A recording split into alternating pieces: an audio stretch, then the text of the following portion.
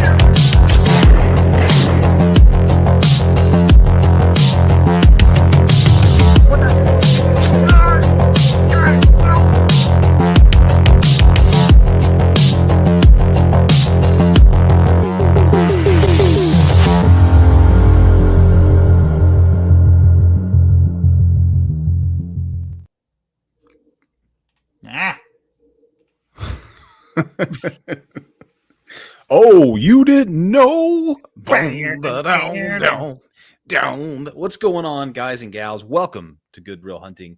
It is no longer Good Real Hunting, despite the intro there. We're just still excited about it, so it's okay. It's cool.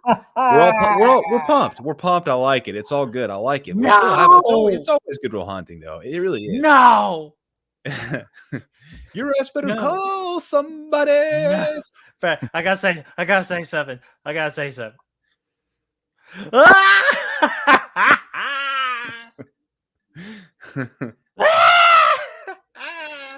I'm in a glass case of emotion.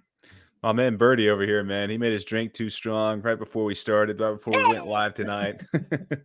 He's feeling a little woozy over here. Oh, but dude, we're excited. We're excited just to hang out tonight, man. Good Real Hunting is over. You know, obviously that was a busy month. Not necessarily as hard as we usually go, but the tournament took a lot out of us, man, trying to watch all those movies. Bert watched all 64 of them, plus some more. So, you know, now today we just figured we'd hang out, we'd kick it back, we'd do some little Q&A action, just have a hangout, kind of like we do every once in a while. And they're always fun. So excited to do it tonight, man. Dude, absolutely. And this is kind of like your sneak preview too, to like what we pretty much do with our freaking Patreons every month, man. So this is just a little taste.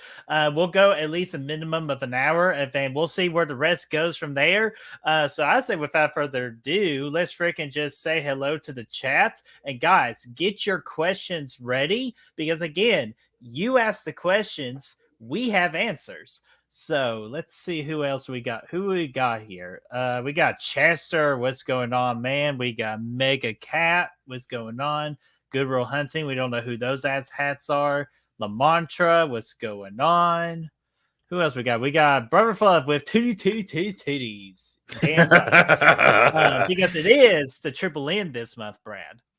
Yeah. Oh, you're right, man. That's true. Yeah. No, but no. And I'm not going to say anything about it. So let's keep moving forward. Dude, we got a new freaking person in the chat here saying, Anonymous Rex. First off, welcome to Good Real Hunting. Everybody, please make Rex feel welcome. Saying, I bet you're wondering why I gathered you all here. The answer you seek will be revealed soon. Will be revealed in the stars above. I like the anomaly there, man. I like it. I'm all interested to see what's going to be revealed. It's going to be fun. Yeah. More freaking mysterious than the freaking Granny Tweety Sylvester mystery cartoon show. But we're moving on, though. Miss Erica, what's going on? How are you doing? La Mantra, are we excited for Thanksgiving? Are we talking about the movie, or are we talking about the holiday? Because I'm excited for both. I was about to say, either way, man, I'm excited. But I actually have, for the holiday itself, I've been super pumped out lately. Just thinking about how much food I'm going to eat this year. I just, you know, I am really pumped about it. Yeah, and well, I mean, yeah, and who are you going to try to hang out with? Probably that guy at Walmart that helps him get through all the different crowds at Black Friday. God, I hate that motherfucker. He always his name is Chester, not the Chester that hangs out here, but a different. No. I was about to say this Chester. But let's go on. Let's see here. Anonymous Rex said, it appears the show has begun. Yes, please let us know why you gathered us here today. Yeah, I want to know, man. Married. I'm an ass man. Boom, boom. Yeah, I'm an ass man. Boom, boom. I love to kiss him. I love to kick him.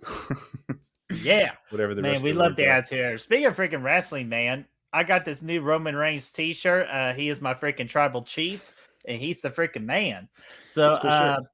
but yeah, appreciate it. I spent $40 on it, which is ridiculous. But it's red and black. I love red and black. Or as our buddy for the high school days, red and black on the attack. It's spanking time.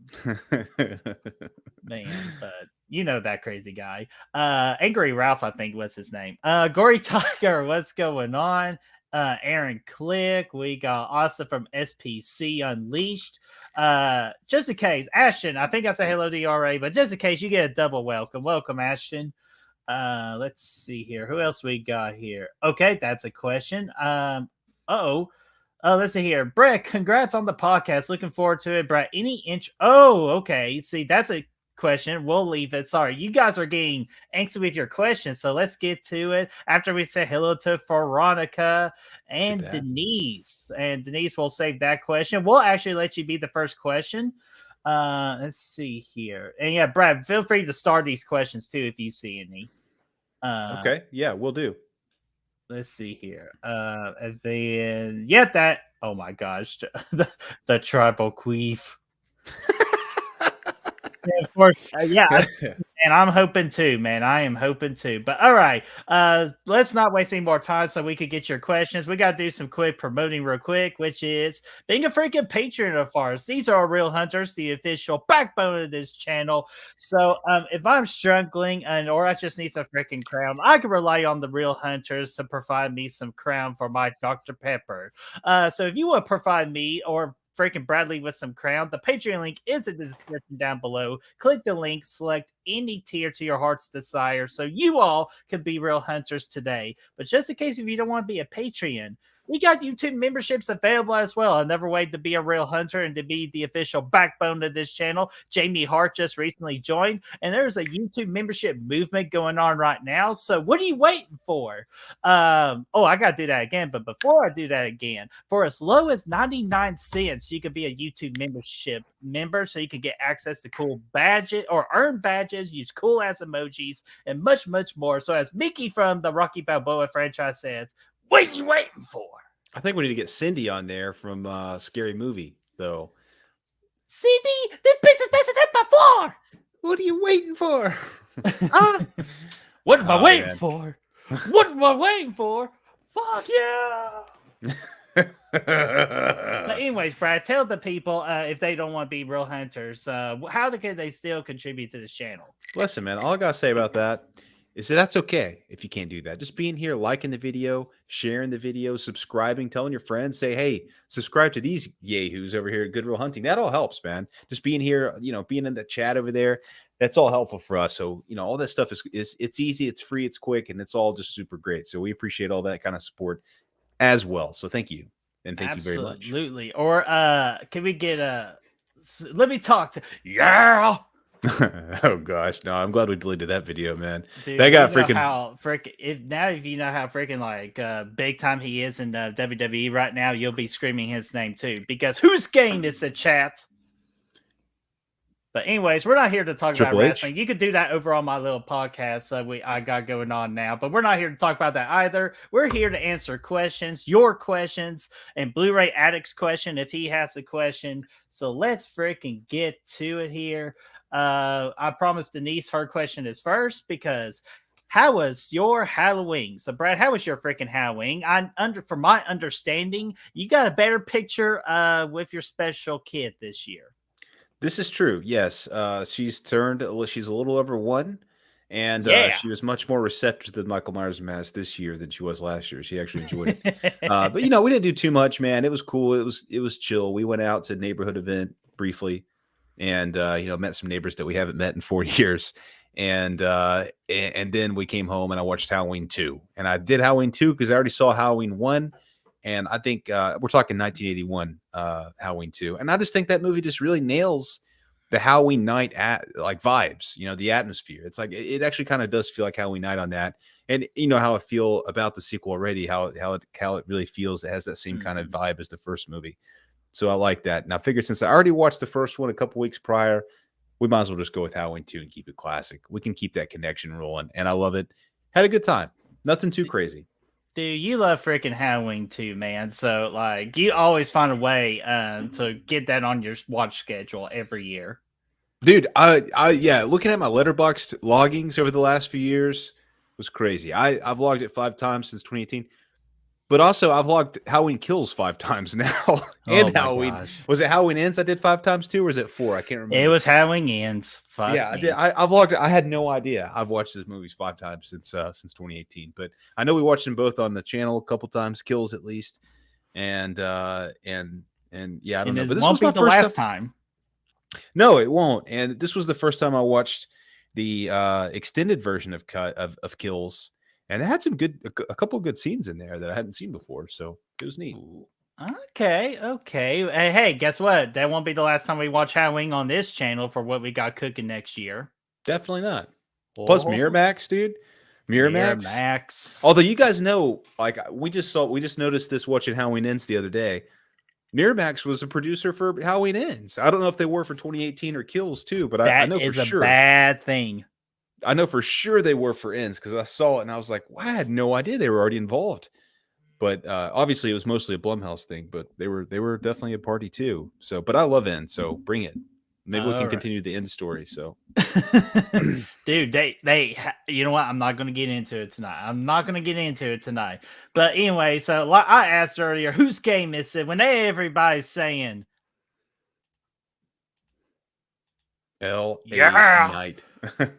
So, SPC, thank you so much for doing that, my friend. And to answer my question real quick, or to answer that question real quick, let me get Denise's question back here. So I apologize for that. I had a good Halloween as well. I didn't do much. I turned all my freaking porch lights off, as like Courtney Reed likes to tell everybody to turn their porch lights off. I definitely did because I didn't want nobody to disturb me. And I got to watch 5 horror movies on Halloween. So I had a great Halloween just watching horror movies and just relaxing. Yeah, dude, it made me want to next year. I mean, our neighborhood's actually like there's been a big shift in our neighborhood over the last few years since we've lived down here. When I first got here, it was all like kind of older people, but they've all kind of like, moved away, either to a different planet or to like, they just left. And new younger people are moving in, and there's a lot more kids living here now than there was, when we first moved here. Mm-hmm. And it's really cool to see because there's actually a couple people that had their nice decor up on Halloween night and stuff, and good setups. They had their tables out there and shit. And I'm like, next year I think I'm going to set up in the driveway with my Michael Myers mask, with some fog machines and shit. Maybe like a table and like some fucking spider. Now I don't. Now listen. Here's the thing about spider webs. I don't have to get the fake ones. We got the real ones down here, the big ass ones too. They pop up every day. I run into one every morning. But yeah, I think it'll be cool. Dude, especially you could buy the thing that Frank Riker bought over at the Slaughter Lane with that freaking big ass inflatable Michael Myers. Yeah, I saw that, dude. That was freaking. Even though he got to see the ass end of Halloween every time he walks out his door. Dude, I stick my head right up in there, man. Hey, that's Halloween's ass right there. Yeah, exactly. So, let's see here. First off, more people have popped in here. We got the lovely Brooke in the house. What's going on there, Brooke? How are you doing? We got the Chad in here. And we got Bacon Pew Pew in here as well. How are you doing, Bacon Pew Pew? So, Chad, what smart ass question do you have us today? Why did Levi take off his shirt? Dude, I don't know. I'm still been trying to figure out that answer. Brad, we're talking about Levi, the guy that takes off his shirt during My Special Boy for no reason. Listen, man. It was an intimidation tactic. I was hoping Braden was going to do the same thing at the end when he was facing your ass and AKA Jason. And I was hoping he was going to say, "Hey, you fuckface," because his shirt. Let's be real about Braden. His shirt was already so tight in the movie itself anyway. He could have just ripped it like Hulk Hogan, but he wouldn't need to like cut it like we do, like the mortals have to do right here to make it happen. He could have just done it because it was already stretched out to the max. So I was really kind of hoping that Braden would have done that same like maybe the one earlier in the movie by Levi was like foreshadowing for what Braden would ultimately do at the end. Like, and that was like, oh, I picked up on what my buddy did. That scared me. Now I'm going to scare Jason's ass by ripping my shirt off. And I think that would have been kind of cool. Dude, what we'll do next year is we'll do a video of like a shirt ripping contest to see who can do theirs the quickest of just ripping off a shirt. Fuck yeah. I think that's a great plan. Hey, that'll be on the Goodwill Humping website. No, I'm kidding. I'm kidding. But Chad, what's your serious question, fo? And then Brad, I'll let you select some questions for I start here. How underrated is Halloween Resurrection? Just to answer that quickly on my end, it is not underrated. It is fucking abysmal and just a disgrace to the entire Halloween franchise. So but again, the only nice thing I can say, and Chad, you get full credit for saying this, it is a movie ahead of its time back in 2002. It would have worked now versus back in 2002. So, but still, fuck this movie. Yeah, I wouldn't say it's overrated at all, or I'm sorry, underrated. I don't think that's the case. Because I remember the other day, Brett and I, and listen, I'm a huge Halloween fan. I'm right up there amongst the best of them as far as the franchise goes. That's my favorite franchise. Michael's my boy. Like I love it. I've seen even Resurrection. I've seen all the movies countless times. But here's what I'm going to say.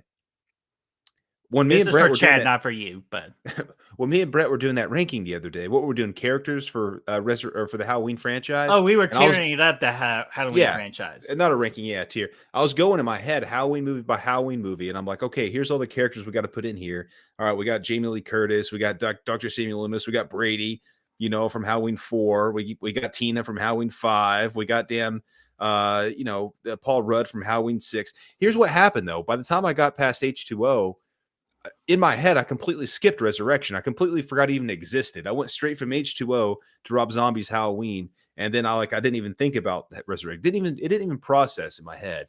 So I don't think that it's underrated at all. I think it's quite shitty, and Yeah. I'm sorry to say it, but it's true.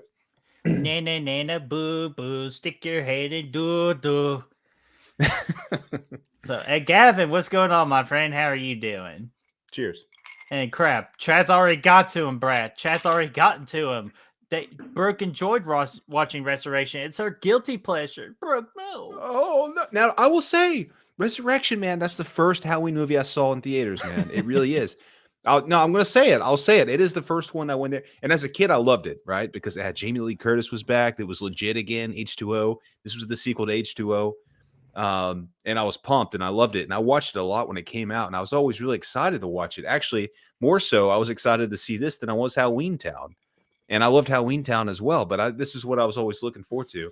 But then the older I got, I was like, this movie really blows. It's not good. It's not good at all. How dare you use Halloween Town and Halloween Resurrection in the exact same sentence? Yeah, I think it's actually reversed. I think I actually would prefer Halloween Town. You damn right. So yeah. Just know your role and shut your mouth when it comes to Halloween Town. It's a precious movie. So let's see here. Brad, I selected the last couple of questions. So what about you? How about you just select a question from this lovely chat here? You had the one earlier that popped up. I wanted to get to it just because I wanted to. Oh, okay. This one. Yes. Thank you. SPC said, "Congrats on your podcast. Looking forward to it." And that's what I wanted to say. I wanted to get that moment out to just kind of promote it. I wanted to get that chance to promote Brett's new podcast, the Wrestling Horror Podcast. Man. Absolutely, WHP, man. Go check it out. It's on YouTube, Spotify, all those places. Go check it out. Where Brett's going to be talking. This is a solo podcast for Brett. He's going to be talking wrestling and horror combined. And he's got his first Prelude episode out there now, right? It's kind of an intro. And I do. And then after I watch SmackDown on Friday, I'm going to come right here in this media room and go ahead and start recording the first episode to release it on Saturday morning, right in time before Crown Jewel pops on. And then I'll deliver a special episode reviewing the Crown Jewel Premium Live event that will be available Sunday, Monday at the latest. Yeah, dude, for sure. So check it out. The first episode was good. It's really solid. And I know we have a lot of wrestling fans here. So pop on over there and check it out. It's going to be a lot of fun. And do I have any interest in doing my own podcast? I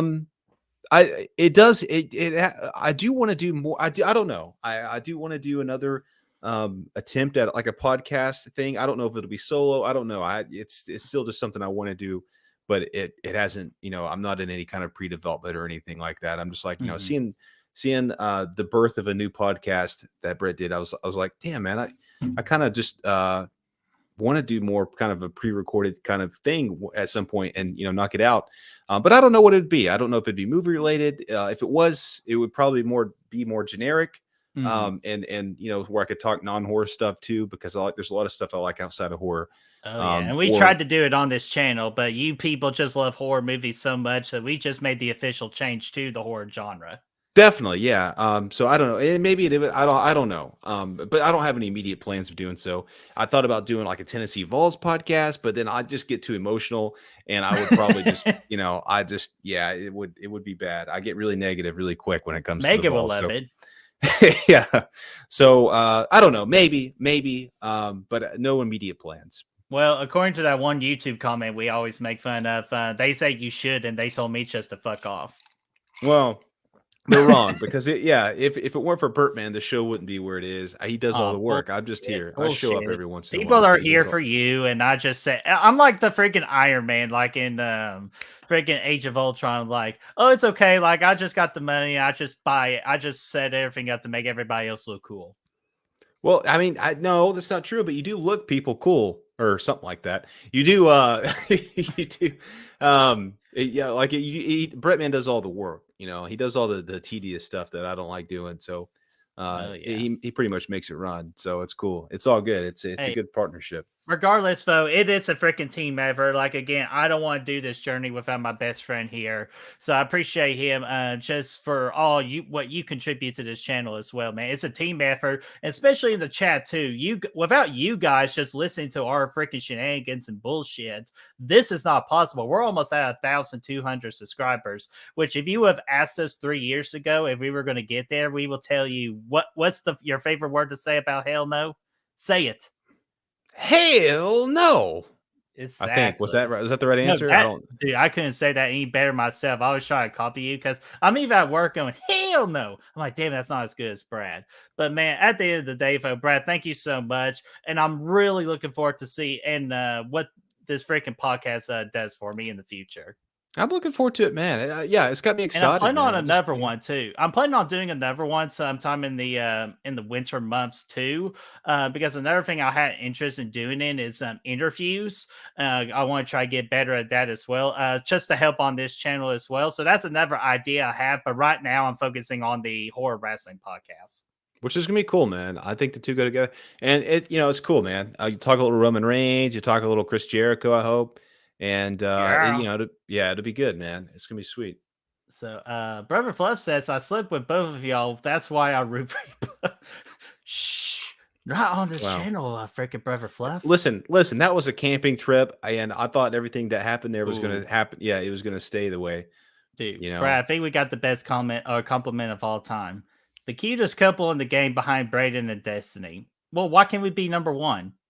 Well, I think maybe again, it's because it's already a struggle enough freaking competing with Darren and Frank. Like, yeah, well, I mean, we need tighter shirts. I think I just think that's what we need. Freaking Real Horror Award shirts not tight enough shirts for you? Those were tight enough shirts. Yeah, that we need to wear them again. Get ready. So, Brad, be sure to bring it as you come up here to town during this Thanksgiving season. Yeah, I'll do it, man. I'll definitely do it. So, all right, you take another cue. I'm going to refill.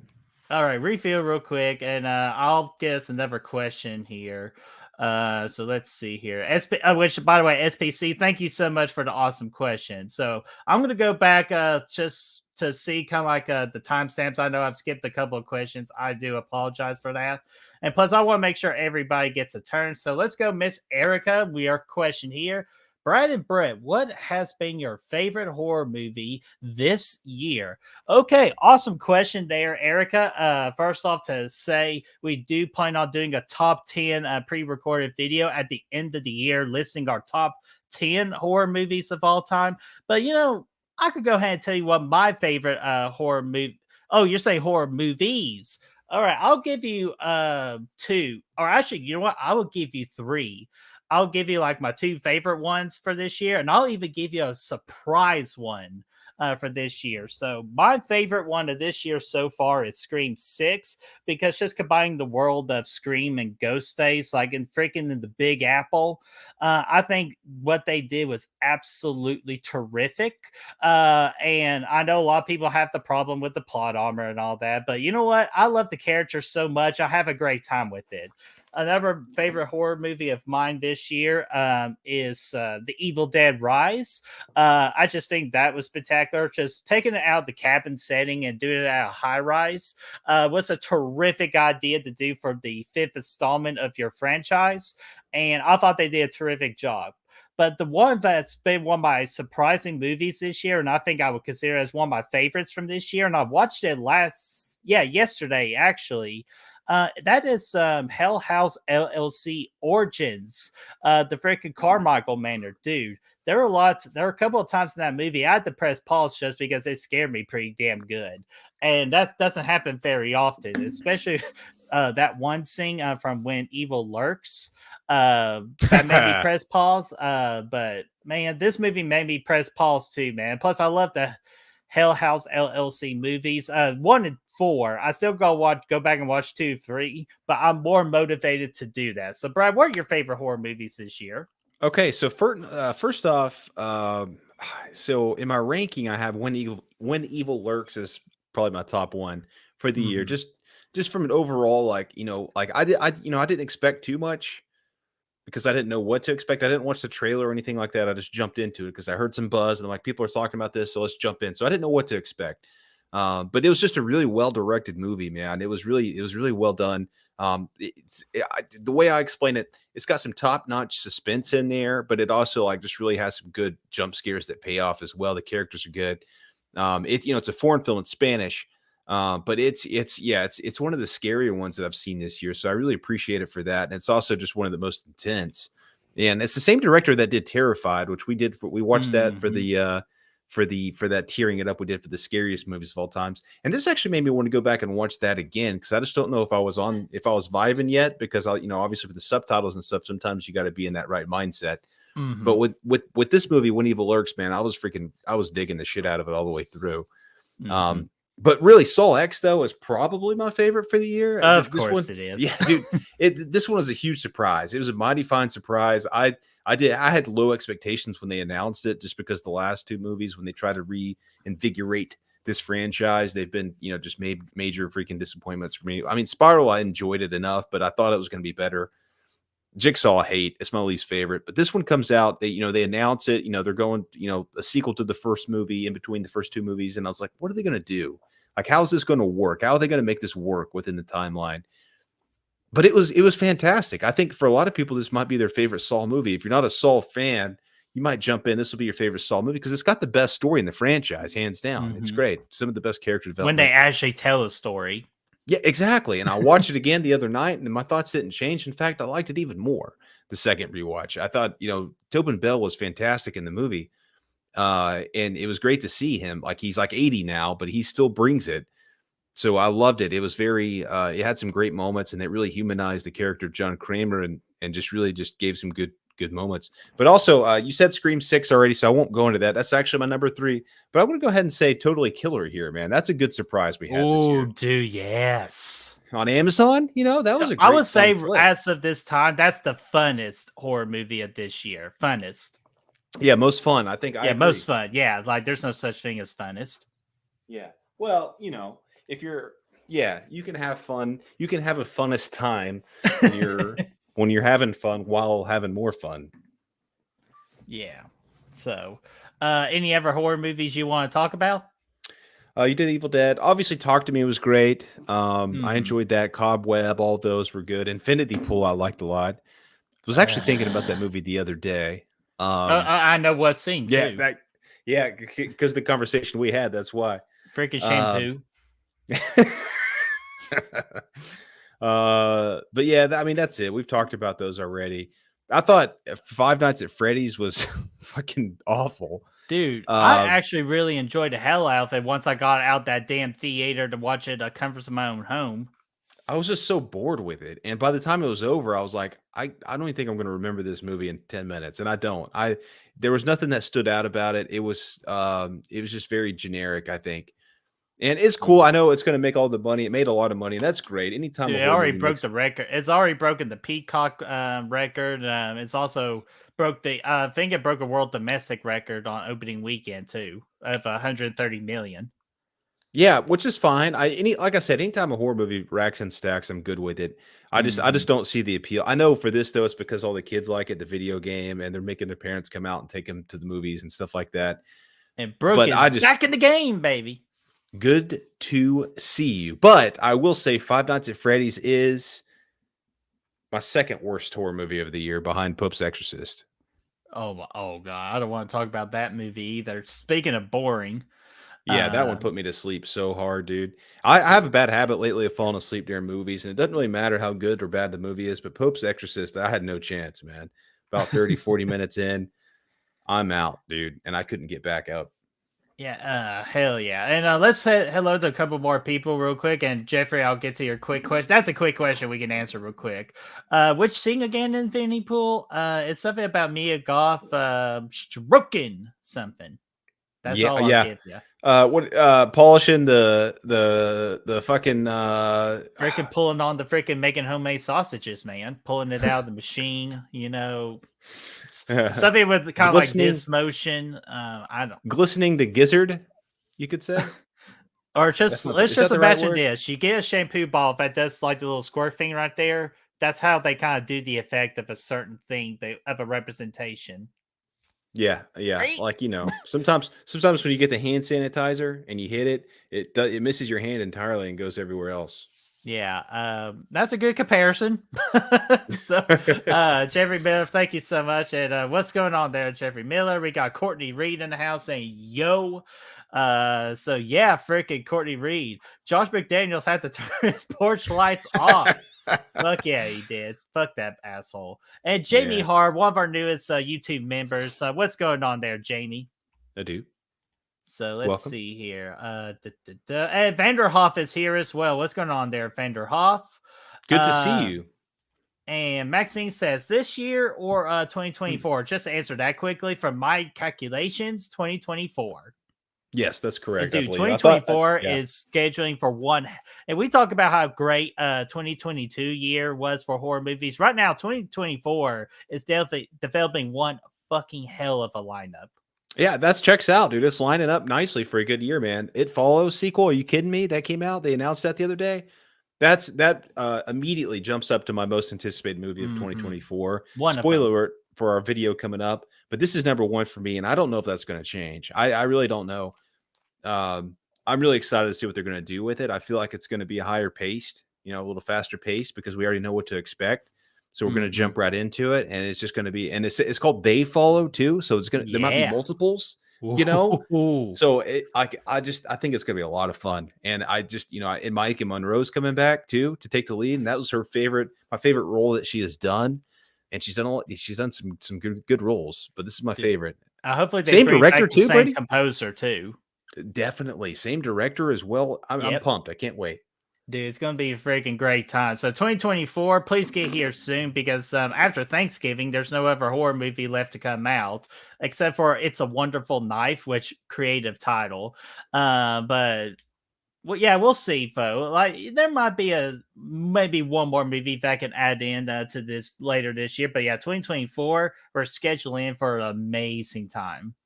I'm looking forward Uh, to it, man. Yes, sir. So Brother Fluff says, Brad here, what is your dream car or cars? Honestly, for me, I'm not much of a car person. I could care less. Or is it I couldn't care less. Yeah, I couldn't care less. As long as it gets me from A to B, like I'm good. Like, I got a Toyota, I'm good with that, and I'll ride it for as long as I can.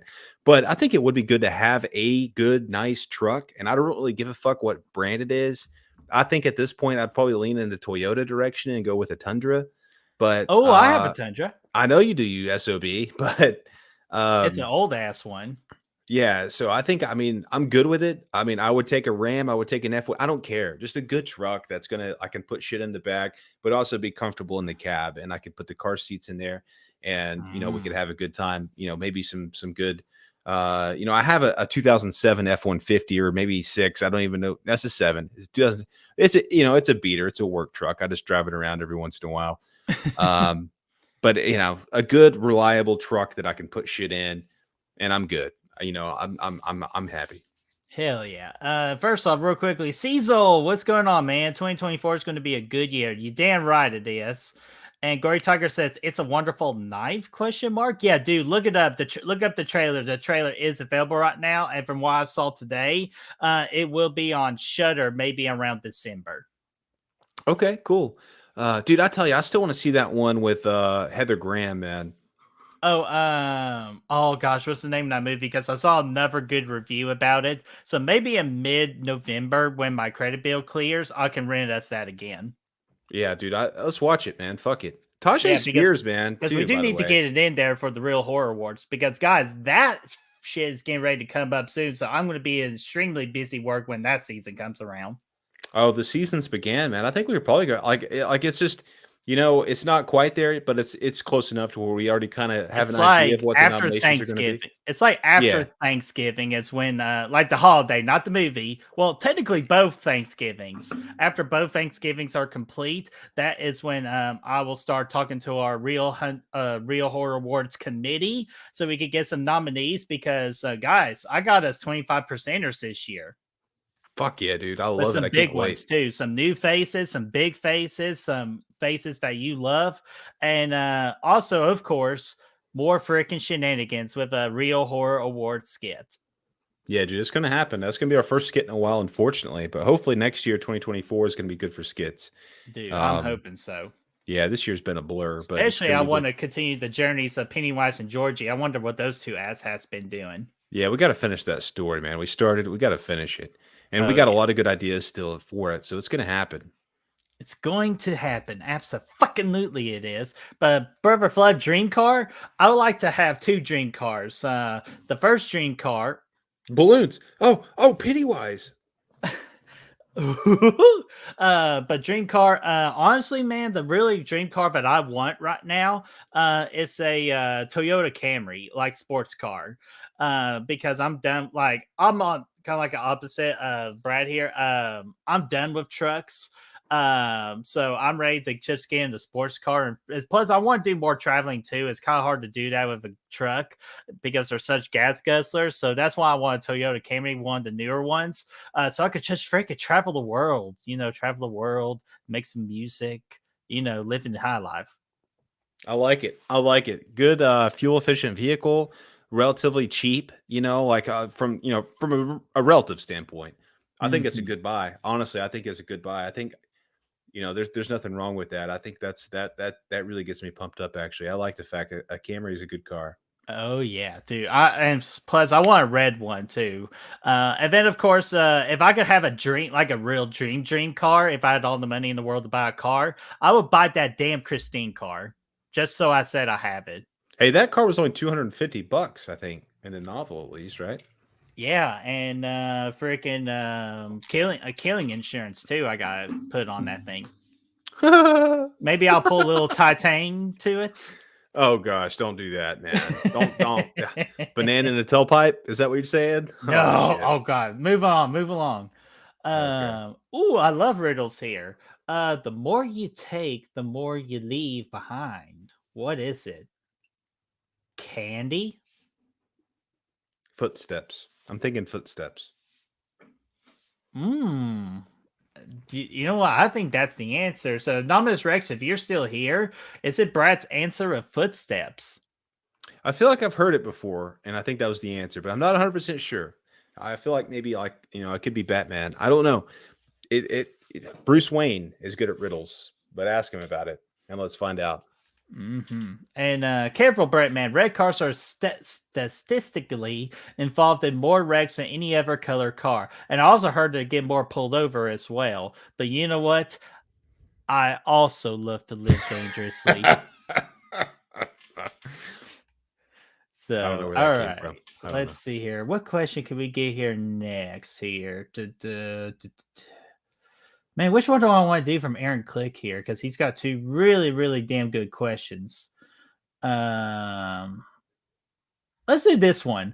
And then Aaron Click, we got your second question too. Good Real Hunting, each of you, what was your highlight as a channel and individually non-channel wise in October? That's a good Kind of question. like you're talking about like our favorite moment from this month. Yeah, I guess so. Well, Yeah, I don't obviously, know. to me, it's the Fry Fight tournament because right now we got like over 350 views on that channel, which is pretty great for us. And everybody seems to really enjoy that damn tournament. Yeah, I mean, I would say Fright Fight 2, obviously, because that was one we were looking forward to, the best horror movie of all time. I mean, that was a pretty epic freaking bracket. Every movie on that list is like a, honestly, honestly though, I think if you look at the list, I can't remember what all's on there, like specific, like all of them, but I think there's a lot of fucking 5 stars on that list. Like, I'm not Oh going to yeah, necessarily say half of them, but at least a quarter of those movies have potential to be a 5 star for any given person, I think, I think I had 24 5 stars, according to which is me with those movies. that's almost half. So that checks out. Well, And I think actually, I could honestly, get you an answer. and honestly, like I think that makes sense. They're all so great. And what was good for me, it kind of wraps in with my highlight in my personal life is that because of that tournament, I had the opportunity to see a lot of movies for the first time on that bracket that I've never seen before. A lot of classics, man. Bride of Frankenstein, Mhm. Suspiria, stuff like that, and rewatch some that I haven't seen in a long time, like Dawn of the Dead. And I think let's see, I got a couple other ones here. Chris, 19 5 stars I gave it. oh, that's badass, dude. I like that a lot. Carrie was another one I rewatched for the second time. Loved the Mhm. fuck out of it this time. It became one of those favorites of the 70s. So that was a highlight for me. And really, this was probably my best year. I'm looking at my letterbox list for Halloween Horror Month 2023. And this might have been my best year for first time watches. I watched Nice. 40 movies in that time period, which I started kind of mid-September. I cheated a little bit, but the mood was there. They were Mhm. selling Oktoberfest at the store, so I was like, okay, let's just jump into it.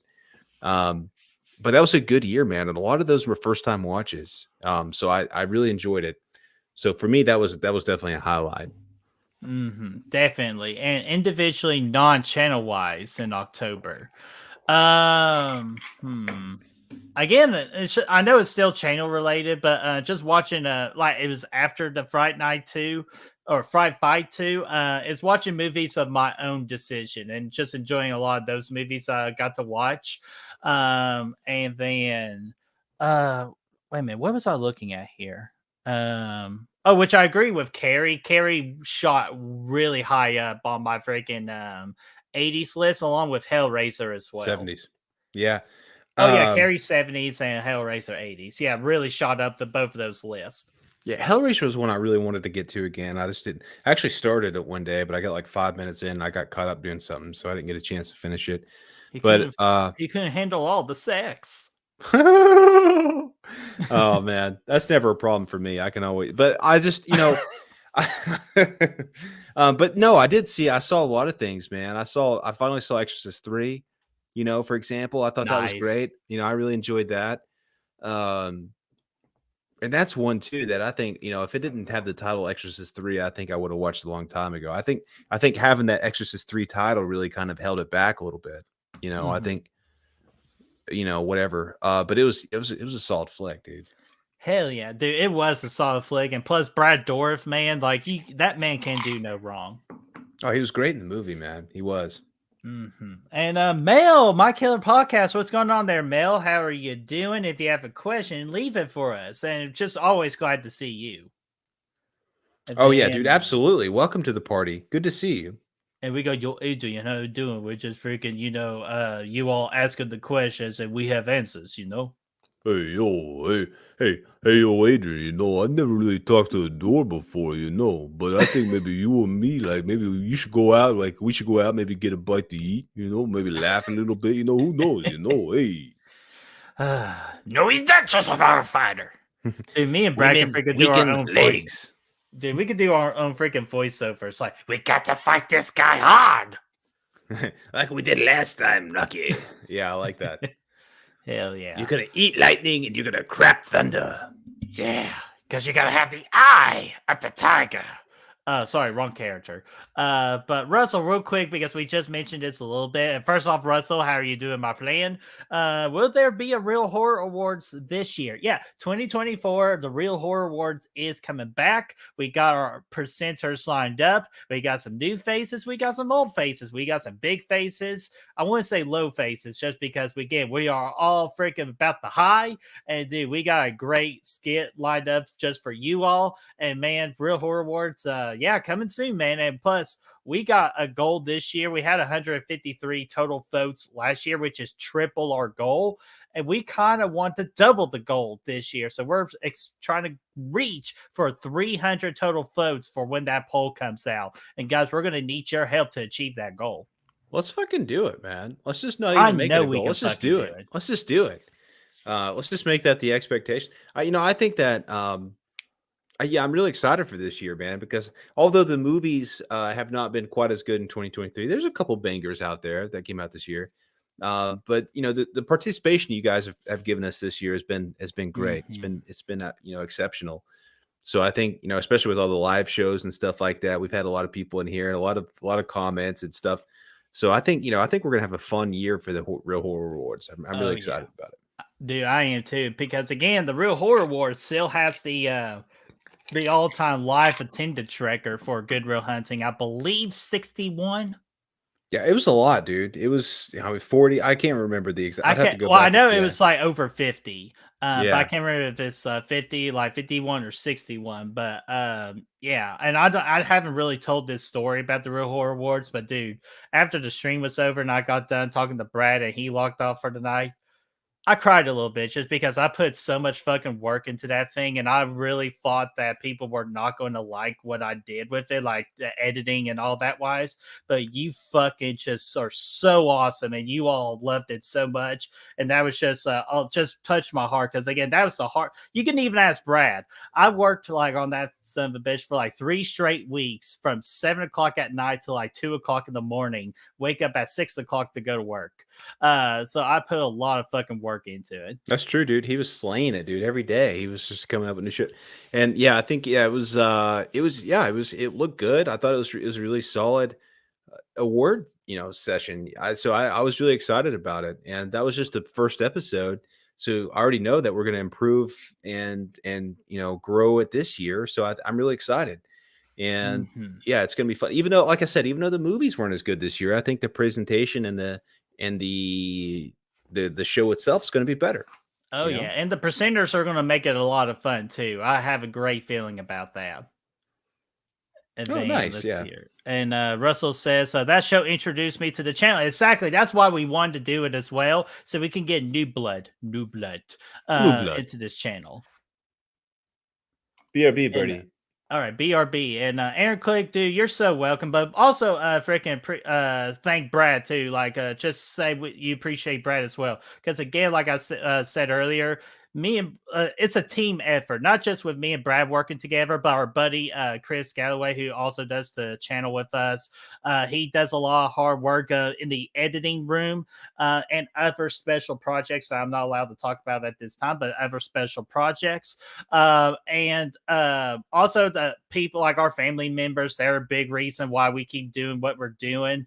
And then, of course, more importantly, thank you guys in the chat, because again, without you guys, we wouldn't be doing the thing that we love to do the most right now, and we just appreciate you guys. So I'm appreciative of you all. So let's see here. I'm going to continue going because I know I've been way out order on this, and I really didn't want to miss anybody. Ashton. Ooh, a smart ass question. I love smart ass questions. Brett, why is Alice your favorite final girl of all time? Well, what Ashton forgot to tell you all is today it's opposite day. And you can enforce it at any time. I'm enforcing it now. So Alice is my favorite final girl of all time for opposite day, just because she's the sweetest person on the face of the planet. She likes to nap a lot too. Yeah, and fucking not put on the coffee lid very accordingly. Like my OCD can't handle that thing every fucking time. They say that she works at Napa Auto Parts Store. Napa. God, can we just send that bitch to Camp Arawak? I don't know if she'd like it as much over there, but Whatever we think about Allison herself, Adrienne King, though, she loves the franchise. I like her for that. She's always really interested. She's coming Well, at back. one point, she didn't love the franchise because she had a stalker. Well, yes, but she still does today, even despite that, which is saying a Right. lot. You see a lot of people, they don't really care for the franchise once they leave it. But she's coming, she's coming back to the series that Peacock's doing, and I'm sure she's really excited to do it. Now, granted, she hasn't done much outside of Friday the 13th, but she still loves it. That's a highlight for her in her life, I think, and I think that's Mhm. cool. Yeah, and I know I harp on it all the time, but like, yeah, Adrienne King, I have no issues with her. I think I see she always seems like a great lady to talk to, but just her character alone, God, I hate that bitch. Let me ask you this, bro. Is she your least favorite final girl in the Friday 13th franchise? Abs- Fuck you, you tricky bastard, you. Because I was getting 'Cause ready to say yes, but I can't really just ignore the fact of freaking Pam and the pink sweater incident. I still can't get over that. well, and Rennie too in part 8. And And Jason X, that final girl too. yeah, she was decent. Rowan or whatever her name was. I Yeah, mean, she which wasn't dude, she wasn't great, but she dude, was decent. dude, story time real quick. I was on freaking TikTok and somebody shared me. I can't remember if somebody shared me a video or what. No, I can't remember.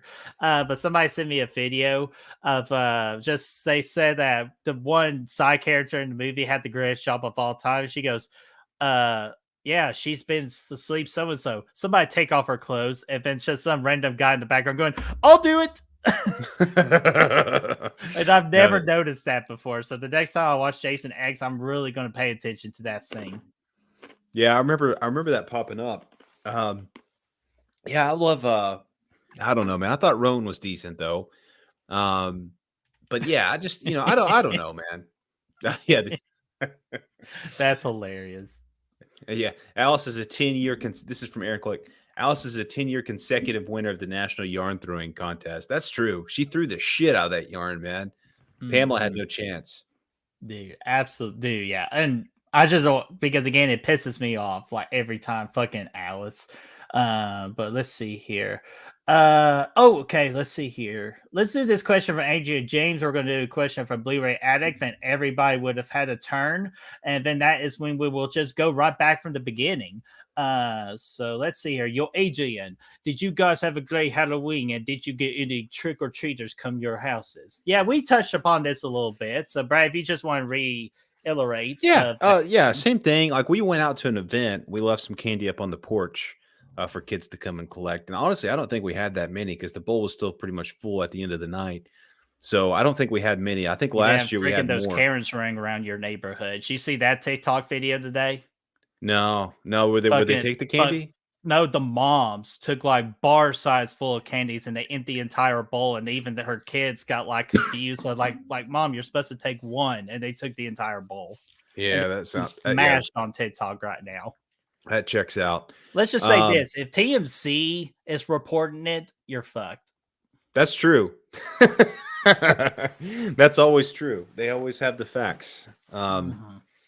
But yeah, so I don't think we had that many, but it's fun. We had leftover candy. I took them to the office today. I ended up eating them still, but it's cool. Hell yeah, dude, that's awesome. I didn't do any trick or treating. I turned my Courtney Reese says I turned my porch lights off, and I just watched horror movies, and I had a great time with it. That's a good strategy, I guess. It's just yeah, it was good though. I'm looking forward to being more involved next year, either A, trick or Dude, treating. I want to be more involved. It's just nobody in my neighborhood fucking does trick or treating much anymore. And it's all about that trunk or treat bullshit. Yeah, I think next year, like I said earlier, I'm going to set up in the driveway. I think I might even get the turntable out and put on that Halloween soundtrack out there, just freaking Yes. do do do do do do do do do. I'll let you Fog borrow my machines. final. Yeah, dude, fuck yeah, I need to set that up, get some, wear the costume and stuff. It's going to be fun. Oh, God, that gives me the chills, man.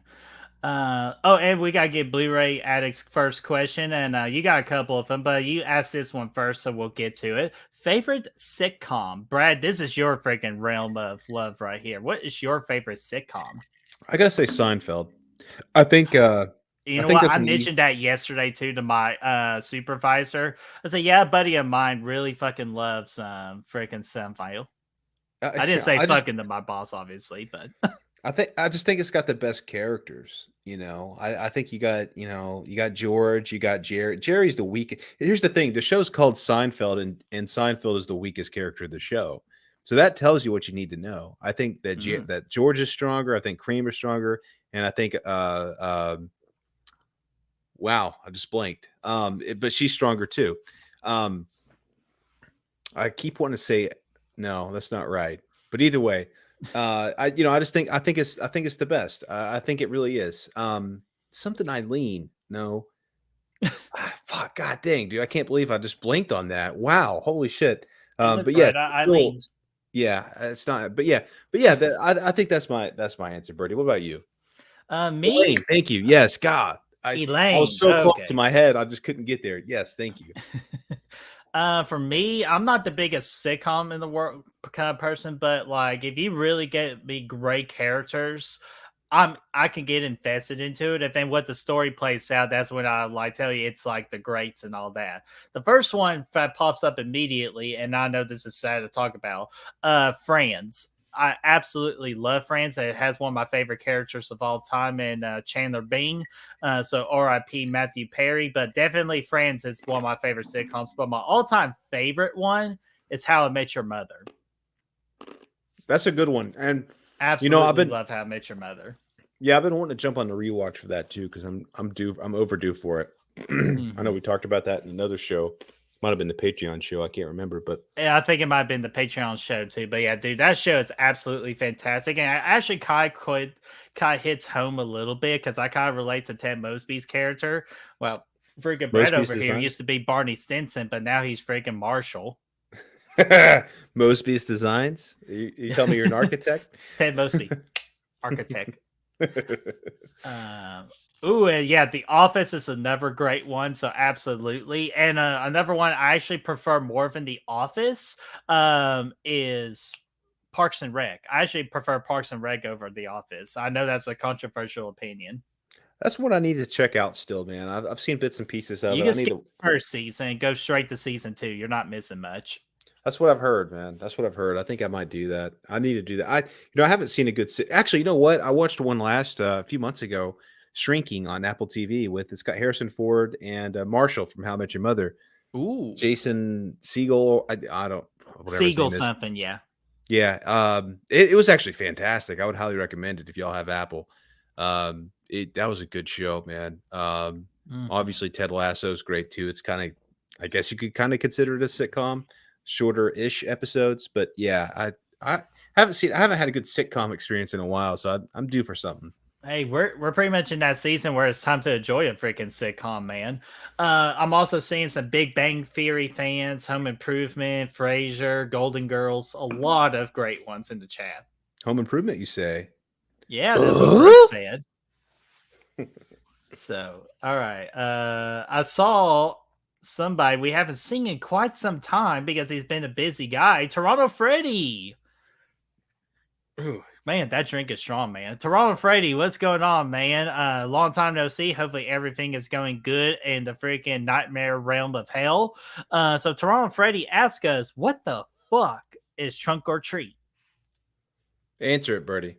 Okay, well, it's just where a bunch of candies in your trunk, or you get a kid that comes near your trunk, and then you put the kid into the trunk, and it's a treat. I'm kidding. Fuck no. What trunk or treat is, and I actually had to look up a video on this today. God, I'm going to hell. But hey, see you there, Toronto Freddy. Freaking Freddy Krueger. But no, trunk or treat is where they kind of like it's like a church event that people go to, and you put a bunch of candy in your trunk. And you just bring your kids there. I know this sounds really fucked up right now, but trust me, it's clean. But like you do that, and then all the kids will go around to people's trunks and grab candy out of there. So pretty much you're taking the houses away and you're just putting them in candy in cars. Yeah, they'll take them to like a public one spot. And to me, it's just absolute bullshit. They'll take it to like a public location. They'll have like tables set up and stuff, and they'll have the candy, like you said, like the candy in the trunk. I don't know. It's I guess that way you're not going house to house, you're going trunk to trunk, like you said. I don't know. I've never actually done it. I'm still like I'm excited to get back to trick or treat next year. Mhm. and with the kid. And I It you know, I is think fucking that whack. yeah, I just, I don't know, man. I don't know about the whole trunk situation, but I could see its appeal, just not on Halloween. I'd rather do it like maybe the weekend before, like an extra side event, Yes. Like, do it, like, the week before, like, let's Yeah. say it's, like, every 24th is officially trunk or treat day, and then, October 31st, you do it the traditional way. Yeah, I like that idea. I like that idea, man. Let's get crazy on the 31st, man. Yeah. So let's see here. Okay, everybody, don't have any new people asking new questions, so we're back from the top here from earlier from SPC Unleashed. Yes, I'd like to get into this topic. Thoughts on Terrifier 3 taking place on Christmas? I think it'll be more bloody than Black Xmas. Well, I can guarantee you at that. But Brad, I haven't heard your opinions yet on this. What are you thinking about Terrifier 3 taking place on the jolliest day of the year? I'm amped, to be honest with you, man. I think we need some more movies taking place around Christmas time, and I think we've gotten that over the last few years in all genres. Action, you got Violent Night last year, and we got the new one coming out this year, right? With what's it called, Yes, Birdie? With John Woo, Silent yeah, the Night. John Woo flick coming out, Silent Night or whatever. Violent Yes, Night, no, Silent Night. December the 1st. Yeah, that one's gonna be epic. So this one, I think we need more movies in this time period. I think just because it's Christmas time doesn't mean you can't have a bloody good time. So I think, yeah, and Terrifier makes sense. I think let's just put them in. We did the Halloween movie with them last year with Halloween 2 and or Terrifier 2, and then also Terrifier. So let's go ahead and move to Christmas, man. Let's see what he's doing during the jolly season. Let's see if he makes friends with Santa Claus and does some crazy shit. So Or how I'm about Sandy Claus? with Goldberg, Bill Goldberg. So I'm really excited about it, dude. I can't wait. And obviously the second movie I thought was way better than the first. And so I think the third's just going to be that much better. It's going to be that much more crazy. It's going to have a higher budget, higher production value. So I'm really excited. So let's let it ride. Hell yeah, man. And from what I saw today, I'm pretty sure it was October 25th, 2024. Because again, that 2024 is fucking going to be an amazing year. And Fenderhoff, ask your question again. I was trying to look for it in the chat and I think I accidentally lost it. So if you do not mind, my friend, type your question again so we can get to it because I don't Yeah. want to miss your question. We're going to keep an eye out for it, man. Sorry we missed it the first time. Yeah, a lot of people are asking questions, which we love that. Real quickly, Terrifier 3, I'm so freaking excited. I think Christmas is a great idea because we haven't had like that much of a bloody Christmas movie in such a while. And what better way than to bring on the classic new generation Mount Rushmore horror slasher character than Art the Clown to ruin your fucking holiday? So I'm excited for it. I'm looking forward to see what Art the Clown does next. Because I rewatched Terrifier 2 for Halloween, and dude, I forgot how damn good that movie was, in my opinion. Hey, we're gonna see kills with Christmas lights. We're gonna see some damn, some fucking like probably like a turkey in there at some point. Like I think you got to involve that. Some presents, like a gift wrap present. Like there's gonna be some crazy. It's gonna be definitely leaning into it, which I think is gonna put Terrifier 3 into Christmas movie territory. I think even maybe more so than Die Hard because I think it's really gonna lean into that.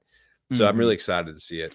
Dude, I guess and two quick things real quick. Thing number one, Brad, have you seen the clip? Because I remember seeing it to you and Chris.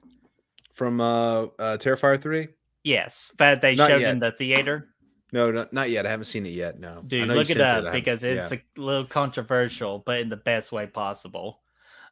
And I'm then looking the forward to it. second and then the second thing is my big wish list wish list Christmas. My big wish list for Terrifier 3 is please let Sienna Shaw be back in this movie. Dude, I hope so, man. I really do hope so. Mm-hmm. I just I'm really yes, because she was fantastic in the second one. Mm-hmm. Damn right she was. Let's see. Fenderhoff, let's get your question, my friends. Apologize for that. People don't like Evil Dies Tonight being chanted in Halloween Kills, but no one complains about all the times they de- or blah.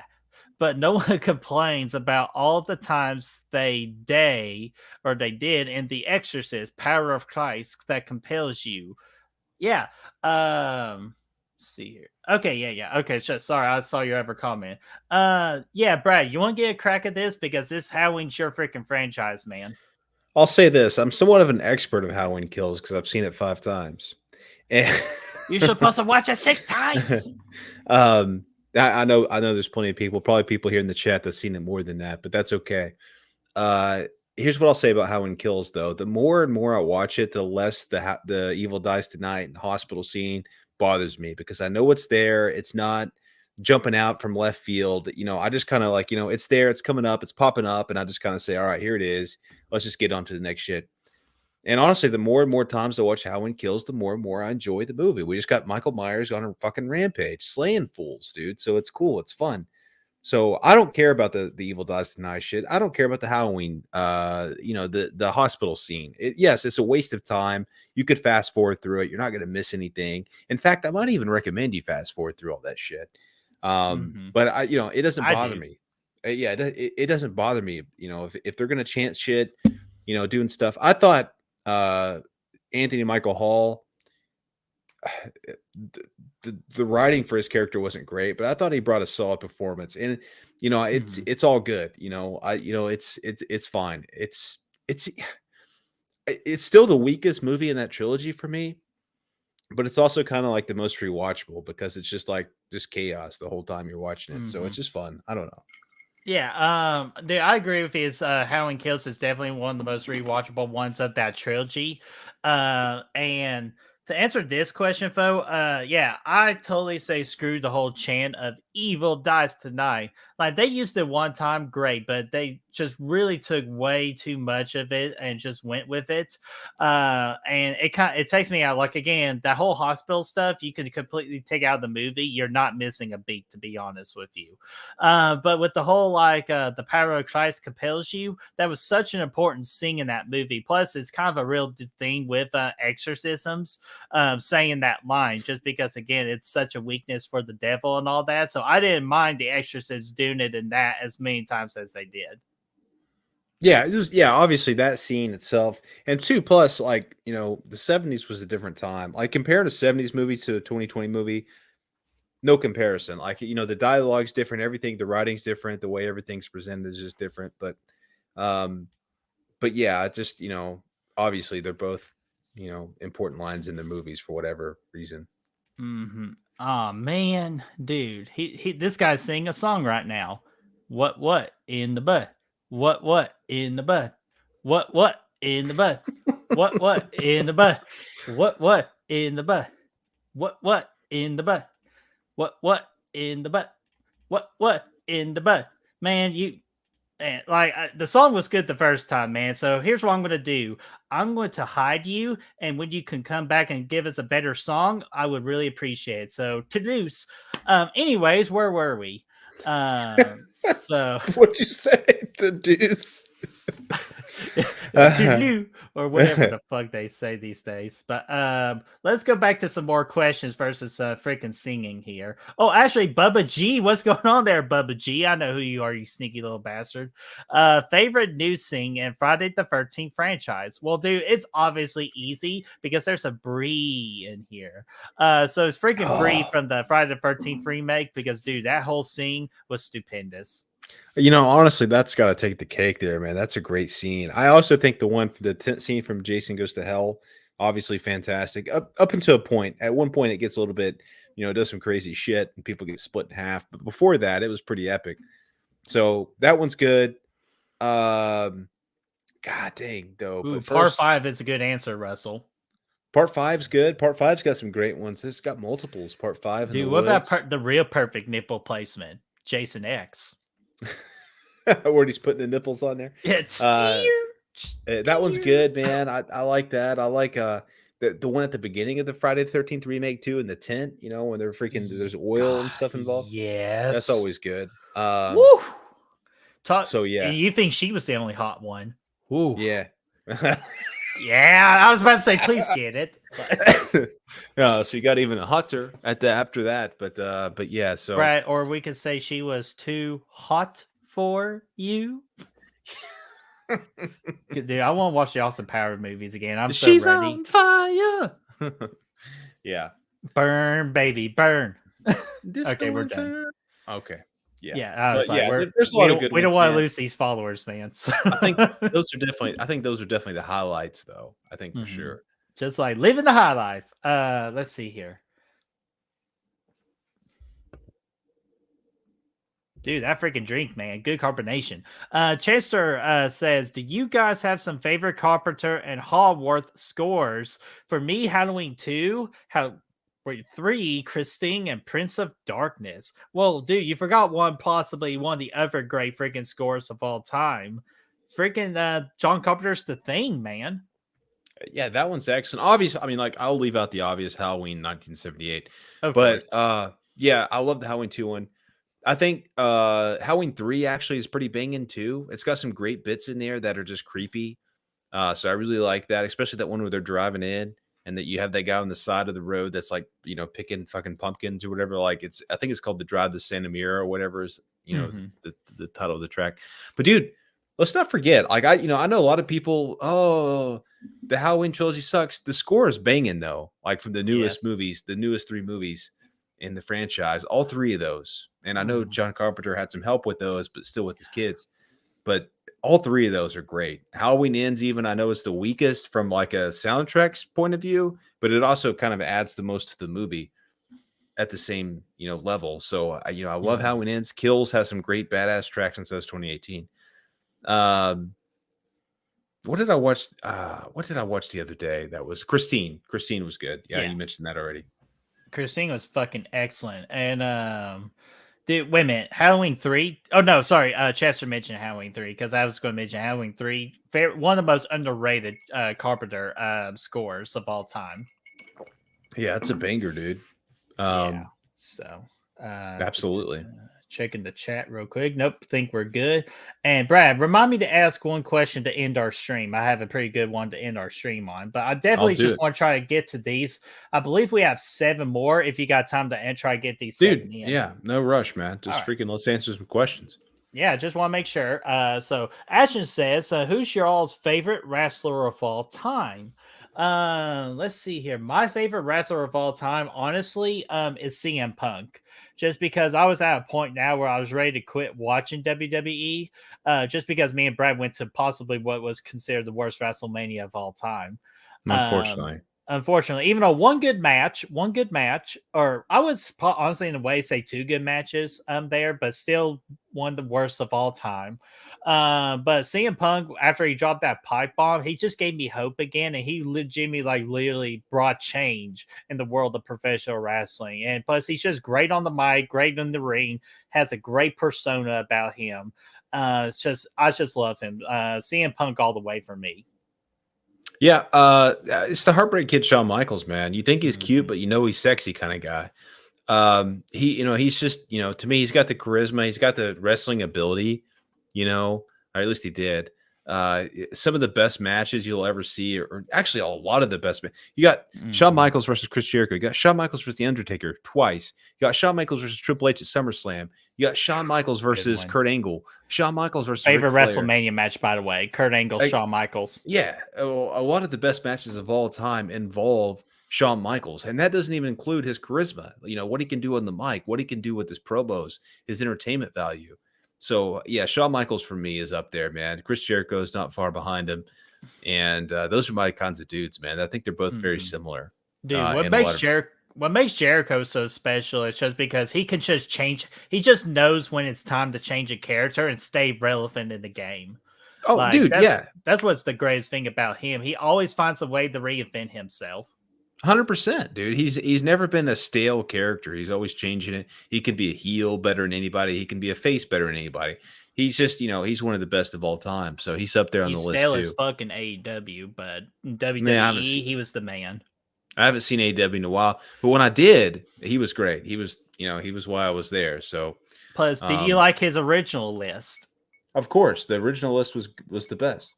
His 1,000 ways to escape freaking Yeah, arm lock, wrestling from. arm bar, arm Dude, bar. sorry, that scared me for a minute. I thought this was a ghost, but I realized it was my hand. But yeah, hold number 1, arm bar. Number 2, Arm drag. 3, Armbar. armbar. Oh my god, it's great. So good question there. And Aaron Clegg, I got your second question right here, my friend. Brad and Bretman, what has been your favorite non-horror movie this year?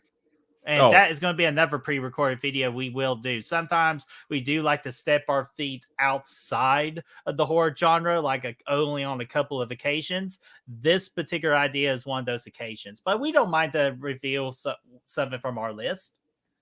It's Oppenheimer for me, though. It's 100%. This was one of the best thematic experiences I've had in a long time at the theater. So yeah, it's going to go with that. It's a 3 hour movie. Doesn't feel like it, even though it's a very heavy dialogue driven movie that like doesn't have a lot of action in it at all. It does not feel like a 3 hour movie when you're watching it. You're compelled the whole time. The pacing's top notch. Cillian Murphy was fucking a stud in this movie, dude. Sexy as hell, but also just giving you a good performance that I think should win an Oscar. But I have not seen Killers of the Flower Moon yet, which is coming up hopefully tomorrow, if not as soon as it drops on streaming. So I want to see that. That has a chance to win, obviously, for this category as well for me. But right now, it's Oppenheimer. Dude, Oppenheimer's a great one. I got that on my freaking list. One of my hidden jewels from this list that I have personally, it's just outside the top 10, but I definitely just want to mention it. It's one of these raunchy comedy movies called Joyride. And I'm not talking about Candy King. I'm talking about the newer one that released earlier this year. Or in the summertime. It's such a great comedy, and it just goes back to its traditional comedy roots of the 2000s of what made the 2000s comedy so damn special. So I highly suggest giving Joyride a ride. No pun intended. And then, but of course, my favorite I got so far this year. It is Spider-Man across the universe, across the Spideyverse. Dude, the animation that movie is just so beautiful. It legitimately will change the game of animation artwork forever when it comes to animation movies. And plus, just the storytelling in that movie is absolutely spectacular. So I'm really looking forward to see how they conclude that trilogy. Yeah, I haven't seen those, but I will say this: I had the opportunity to with Chris from the channel here to see Oppenheimer in the 70mm IMAX, which there's only 30 of those in the whole world, or was it 70? I think it was 30. I think there's only 30. I want to say 30. It feels more special that way. Yeah, I think it was 30. I think there's only 30 theaters in the whole world showing it in that format. One of them was right here. Chris came down, we saw it. Obviously it's got to be my favorite theater experience of all time. There's nothing that tops that. It was really cool. So that stands out. That's something. Don't lie. It's just the only reason you want to see that 70mm special quality camera work is for Florence Pugh. The nipples were the size of my car. Like it's like like you can't beat it. It was really good. So I think somebody's sleeping on the couch tonight. No, dude, nobody's doing that. But I think that it was great. It was great for that. I just think that it was a wonderful experience. Dude, I kind of wish I would do that. I'd like to see a movie like that in the future. So Christopher Nolan, if you're going to make another one, James Bond, please let us know. Yes, please, dude. If that Bond one happens, dude. Oh, I'll make the drive. I'll make the drive. I will too. So, Zodiac C, what's going on, dude? You got a question for us? Yes, here we go. Question: have you ever watched Ready the Rumble, and would you do a watch along for it? I have not seen Ready the Rumble, but again, we mentioned this earlier. This is now a fully strict horror channel with a couple of exceptions. But unfortunately, Ready the Rumble will not be on that particular list. No, it won't. I mean, I wouldn't never say never for a Patreon show. True, that's fair. Yeah, but no, yeah, probably not. Not on the main channel. Have you seen Ready to Rumble? That's the one with Kevin James, right? I believe that's the one with David Arquette that WCW promoted because they put the WCW title on David Arquette. God. Oh, no, then no, I haven't seen that one. God, what? See, that's another rant I might do on the podcast in the future of why the fuck David Arquette won the world title. Yeah, that's an interesting topic for sure. That sounds like something AEW would do. Um, so let's see. Blu-ray, what the fuck, man? Brad, if you really want to quickly tell Blu-ray addict why he should be watching James Bond movies. Oh, dude, absolutely. Here's what I would do, Blu-ray. Okay, you've never done it. Um, don't feel the need to go back and start from the beginning. You don't have to do that. They all stand alone up until when the Daniel Craig movie started back in 2006 with Casino Royale. Those started kind of running together. What I would do is this: I would jump in to Daniel Craig's first movie, Casino Royale. Then I would watch Quantum of Solace, and then I would watch Skyfall, and then I would watch Spectre, and then I would watch No Time to Die. And I would watch those 5 movies, and just let me know what you think. Like, though, I think that's the best run of Bond movies ever. Now, a couple of those aren't great. Quantum of Solace and Spectre aren't. They're not great movies, but 3 of them are bona fide 5 out of 5s. Damn right. So yeah, so check them out. And if you like them, if you have a good time, go back and watch some other ones. I'll give you suggestions. Just reach out, and you can go back and watch some of the older ones, and you'll have a fun time with them. They're not going to get to that level again, but you might as well start with the best just to get Unless into if it. Christopher Nolan fucking directs. That's true. If Christopher Nolan comes in and gives us a banger, then obviously that's going to reignite the whole franchise once over again. You know. Mm-hmm. And then Chester, I apologize, my friend. In a Nino, that's what I'm going to say. A Nino, freaking did the score for The Thing, not Carpenter and Hallworth. That is my bad on that one. I'll just figure with a John Carpenter movie, he did his own score. But it really did sound Carpenter like. So my apologies for that confusion, and thank you for the correction. Yeah, thanks a lot. And then whole Courtney Reed, $5 super chat. Here we go. But Brad, play a clip. Oh, I'll play it. Yeah, I'll play a clip, man. I have a Let's see what feeling we you're got. going to pick a good clip. I don't know, man. Don't put the hopes. Hey, it's been a minute. It's been a minute. I'd buy that for $1.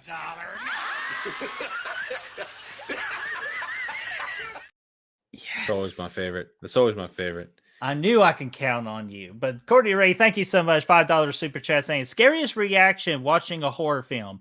Mine is I saw The Shape for the first time. When Laurie saw The Shape for the first time in the classic Halloween 78. Dude, that is a great pick, my friend. Yeah, dude. I mean, I think honestly, for me, I think it's got to be that lawnmower killing Sinister. I just remember being so freaked out watching that. And it's just a jump scare. But obviously too, I can't remember any specific moments though, but I remember being so scared watching it from the miniseries and Candyman as a kid. Like those are the ones that actually change. That one was great too. Obviously. So I can't think of anything specific, but I just remember those 2 movies obviously having some really scary impacts for me as a kid too. But I'm gonna have to go with that lawnmower scene from Sinister. Dude, that's yeah. Courtney Reese saying the lawnmower scene was insane, dude. Absolutely, it was. And dude, I've seen that movie more over 3 times, and that scene always still fucking gets me. 100%, dude. That's one of the jump scares that just never goes away. It's the gift that keeps on giving. It's like you want to go mow the yard, but you think about that, so you decide against it. It's one of those things. Dude, it's that scene alone, I bet you, that made Sinister the scariest horror movie by science, because they redid the list again for this, like a more updated list, and I think Sinister finally got back as number 1. It did. It took the lead back, man. Number 1. Because they added that one special category to it that helped to get back to number 1. Yeah, I can't remember what it was. I don't know. I don't remember. I got it somewhere. It was a fantastic jump scare, man. To me, it's the best jump scare of all time. I don't know. I think my scariest reaction is one of the scariest reactions of all time. And that's when that damn bitch Bathsheba jumped on top of the wardrobe. That fucking got me so good. Yeah, that was a good one too, man. That one freaked me the fuck out. Dude, I thought I shit my pants when I watched that for the first time. But luckily I didn't. So I was clean. But man, Courtney Ray, thank you so much for the $5 super chat, my friend. Definitely. Thanks a lot. It's always a pleasure. Oh, Wait, what does Austin Powers say? Oh, only if you had the pleasure. Dude, I'm so ready to watch these movies. I might watch the first one after this stream, but Bubba Austin G with Powers? another question. Yeah, Austin Powers. Yeah, baby. Yeah. We know Bubba G, so we will always want to make sure we get him when he gets into the chat. So, best wrestler turned actor. The Rock is off limits. Dude, you mean if you want me to go first? Yeah, go ahead if you got one, because Dude, I'm still John thinking. fucking Cena, dude. The guy's That's what been I was going to banging. say. Yeah, 100%. Peacemaker alone has put him in that. I honestly, I've liked him so much more as an actor as I ever did as a wrestler. Seeing him in Peacemaker was awesome. Obviously, the Suicide Squad is the same character, was fantastic, but also all the other little comedies. Like he was good. He was good in the Fast movies, the Fast 10 or whatever he was in. I can't even remember. He was good in those. He was good in that one Cock Blockers, or I think it was just called Blockers. Dude, love it. It's hey, have you ever done a butt chug before? Yeah. What's a butt chug? He sticks it right in there. He chugs the shit out of it. Oh my God, dude, his facial reactions in movies now are just so spectacular. He's so entertaining. Like I never thought I would see the day where I just want more John Cena in life. And as an actor, I can say that he's crushing it. But yeah, Ashton Batista's a good answer too, man. Mm-hmm. Especially in what's that movie? Knock at the Cabin. Knock at the Cat. See, he's a very high potential winner for the Real Horror Awards upcoming season. Though the one I was thinking of, Brad, it's the Glass Onion movie. Yeah, he was great in that, and obviously as fucking Drax the Destroyer, he's fantastic. That's a great one, dude.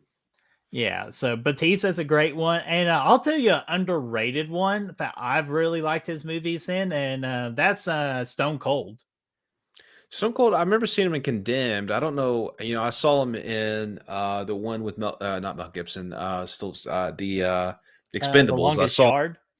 Yeah, oh yeah, Longest Yard is true too. Goldberg, don't forget about Goldberg, man, coming in strong with that Santa sleigh. So I mean that was a good one too. Dude, the most underrated one was Kurt Angle and Warrior, which Warrior is one of my all-time favorites. Yeah, Warrior's a fucking great movie, dude. I want to rewatch that one so bad because like I almost debated putting it in my top 5 movies of all time because I didn't think I would like it for what I read about it, but when I watched it, dude, oh my God, that's all I gotta say. It's such a damn good movie. It's a doozy, dude. That's a great movie, man. I like that one a lot. But yeah, I think that's the big ones. I think, obviously you got Randy Savage coming in strong with that Spider-Man appearance, which is pretty good, and Hulk Hogan was Thunder Lips, in Rocky 3. So that one's good too. He's the ultimate meatball versus the ultimate man. So, dude. Yeah, I don't know. But yeah, I think John Cena all day, man. John Cena would have been my answer too. The Condemned with Stone Cold. Just my favorite thing of that one is I heard you blew up a building. Or wait, what were you doing in? I forgot to say. It's been a while since I've seen it. It's like, what were you doing in Alaska? Working on my tan. You blew up a building. It was blocking my sun. Or it was blocking my tan. Like, oh, it's so great, dude. I love it, dude. Dude, I actually might watch The Condemned tonight. You never know. But you never know what. You got to let us know what you end up watching, dude. I'm gonna get another refill. You just keep it rolling. Yeah, let me get us another question here. We're doing solid. I got about 5 left. If then we can conclude. So Blu-ray Addict asks us favorite decade for movies. I say the 80s and the 90s. Let me see. Okay, just want to check that real quick. For me, dude, that's such a difficult one for me to answer here because I'm a 90s kid, so I love the 90s, and I really got into like movies really in the 2000s. But if I were just to be honest, I honestly think the 80s is the greatest horror movie and regular movie decade of movies of all time. Some of the greatest idea for movies came out during that time, like guys, we had Terminator, we had freaking Back to the Future, we had E.T., we had the fucking greatest horror movies of all time in that freaking decade in the 80s with Friday the 13th, Nightmare on Elm Street, and just so much more, man. So I would say in reality it's the 80s, but just like the childhood in me loves the 90s and the early 2000s. Dude, I'm gonna give me a refresher too. Yeah, refresh, man. I think for me, man, I think it's got to be the 90s, actually, surprisingly. I like the style of the 70s horror movies quite a bit, but 90s, when we did that bracket last year, similar to the horror bracket, I think like 50% of those movies could have been 5-star movies. So I think, for me, it's got to be 90s. You got Forrest Gump, man. You got Shawshank Redemption. You got Yes. Seven. You got Fight Club. You got damn Saving Private Ryan, or as I like to call it, Shaving Ryan's Privates. You got damn Saving My Privates. you got that's the Green Miles in that list, man. Like you got Silence of the Lambs, dude. Like it's a list that keeps on going like nonstop. It's just I don't think you'll find a better decade. But of course, obviously, the more the decades grow, 2010s, the 2000s, early 2000s, 2020s. Now you think about them, though, more and more bangers are coming out at a more rapid pace than ever. So I mean, yeah, I think maybe you will find a better decade, objectively speaking. But for me, like 90s was just that, Toy Story's in there, man. You got some good damn animated movies. The Lion King is in there too. Damn right it is. You know what? Fuck it. I'm going back to the 90s. I think you have to, man. I like Goodfellas. Yeah, Courtney Reed. Goodfellas is in there. Did we say Seven? It's Titanic. Yeah, we saw it. I said Seven. Titanic, Seven, Signs of the Lambs. Yeah, Tremors. Your Tremors fan. Yeah, fucking Tremors, dude. It's a great decade. That was the hardest bracket. I think the horror bracket was tough, but I think really the 90s one was harder. Just because, like, horror, I have Halloween and I got The Shining. One of those two is going to win. It's just depends on the, Pulp Fiction. Yeah. Reservoir Dogs too. Yeah. The Matrix. Yeah. That list was insane. So yeah, I think Point Break's another one. It just keeps rolling. It's never ending list. It's one of those things that True Romance. Yes. Give me True Romance. Casino too. Yeah. Another Martin Scorsese classic, dude. A great fucking decade, dude. Honestly, I don't know if it can be topped. Yes, yeah. Goldeneye.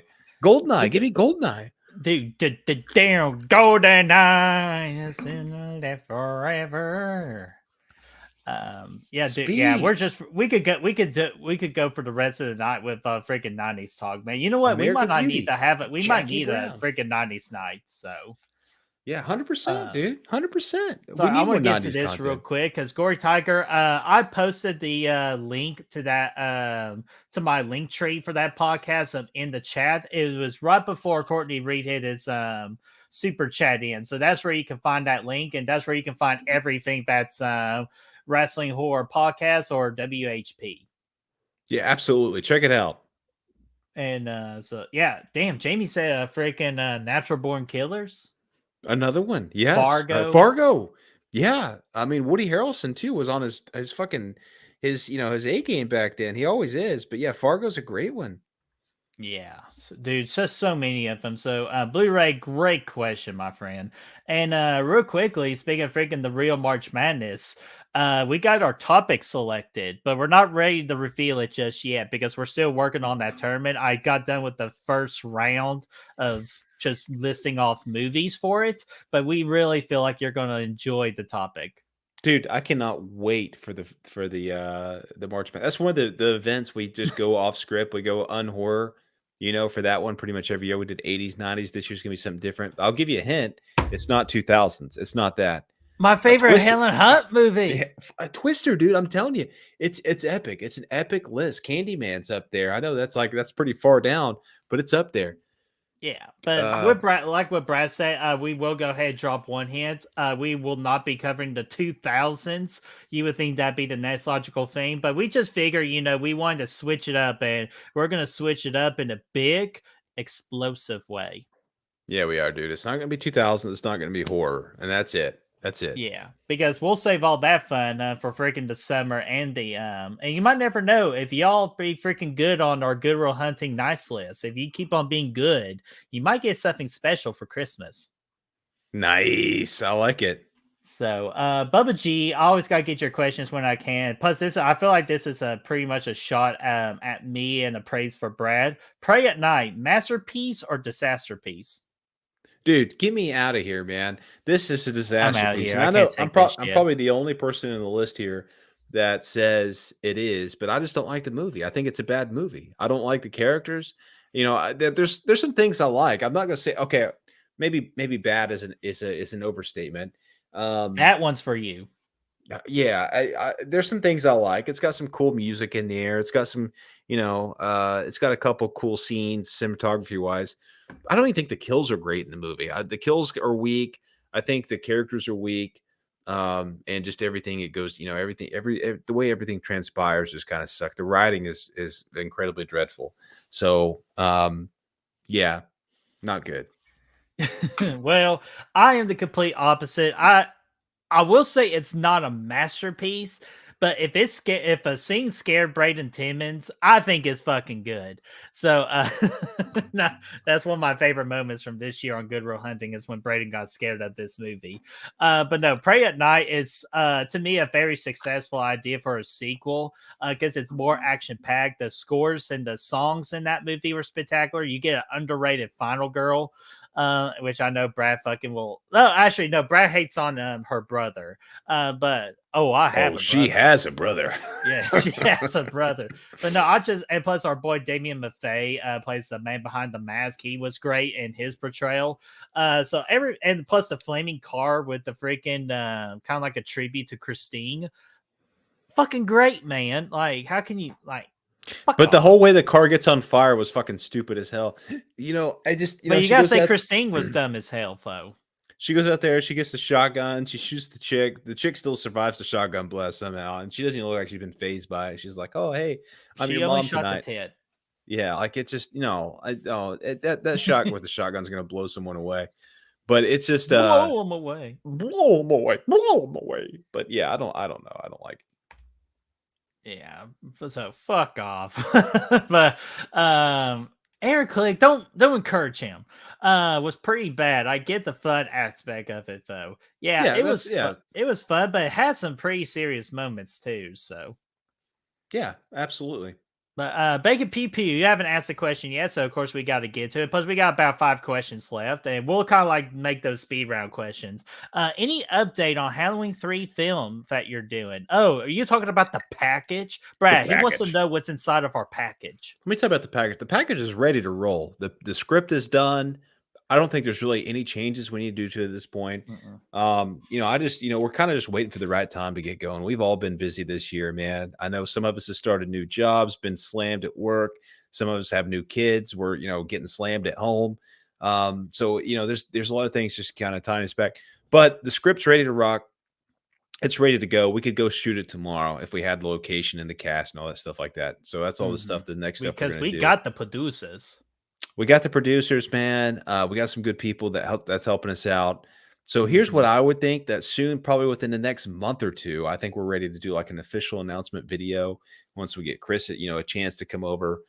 Brett's going Mhm. to be there. We'll just kind of do a full video. Kind of, I know I did the stream a while back, just kind of Yeah, get but we people's need an interest. updated one and maybe show off another cool poster idea. So Yeah. So yeah, we'll do that and then we'll probably start planning out a campaign and we'll go from there. And again, this is going to be a short film. Maybe 15 minutes, maybe 20 tops, but it's mhm. going to be hopefully it's going to be really interesting for people. And I think it's just a really intriguing story, a very isolated story that really fits within the universe. So I'm really excited about it. Mhm. And yeah, we got that. Plus we feel like too, with the recent announcement of Miramax and Halloween and the heavy rumors of a Halloween 3 TV series, what better way to drop a Halloween 3 hype than with our fan film? Absolutely. Absolutely. And I feel good. I can't wait to do it. And Mhm. And plus, I we just haven't. Sorry to cut you off again because I'm an asshole and blame the whiskey. But just the thing is, we've never really done anything serious on our channel. We've always been doing skits. So this is why we're extra excited for this because we're finally ready to prove to you guys we're more than just a comedy act. We can actually do something serious, and we feel like we really have a serious, awesome script for you all. That's exactly it, man. We want to do something creepy, eerie, with some Halloween vibes. Like not just Mhm. Halloween the franchise, but Halloween the holiday. And Yeah. and we want to make it actually genuinely feel like a Halloween kind of spin-off, focused in the Halloween 3 universe. So yeah, it's gonna be really cool. It's Excited going to about be it. I wish you pretty guys could all read the cool. script, but we're gonna hold off, on that obviously because we want to put it on paper and hopefully it's as good on. Well, it's on paper already, but Yes, I got to read it. hopefully it's as good on screen as it is on paper because it's fucking awesome. I'm really Mhm. excited. Yeah, oh gosh, I'm so excited, man. And Cody Snyder, $5 super chat, dude. You are the best of the bestest. So let me if you don't mind me to play this video right here. Because I do have a question about this thing. Actually, you know what? I can't say it. I know the perfect person to say it. I'm joking. I'm joking. I'm joking.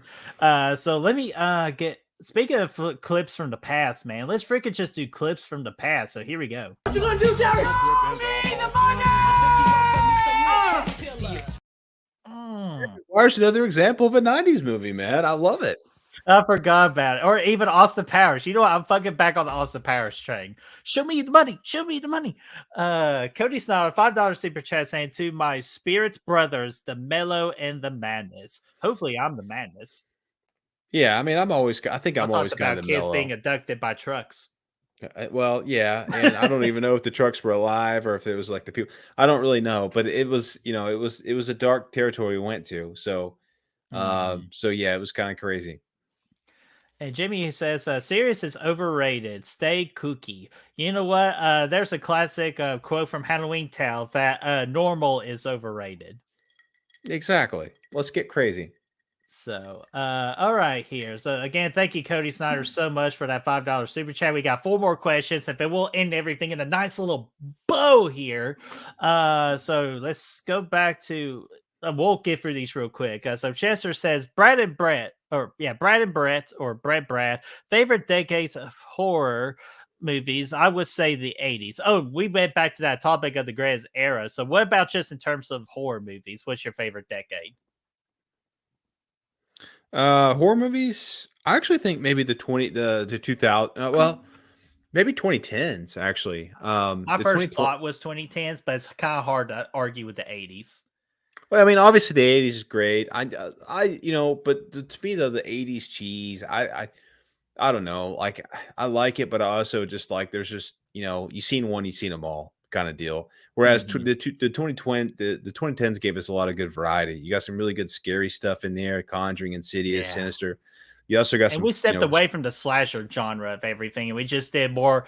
I would say just at this time why the 2010s worked so well because it was the birth of elevated horror.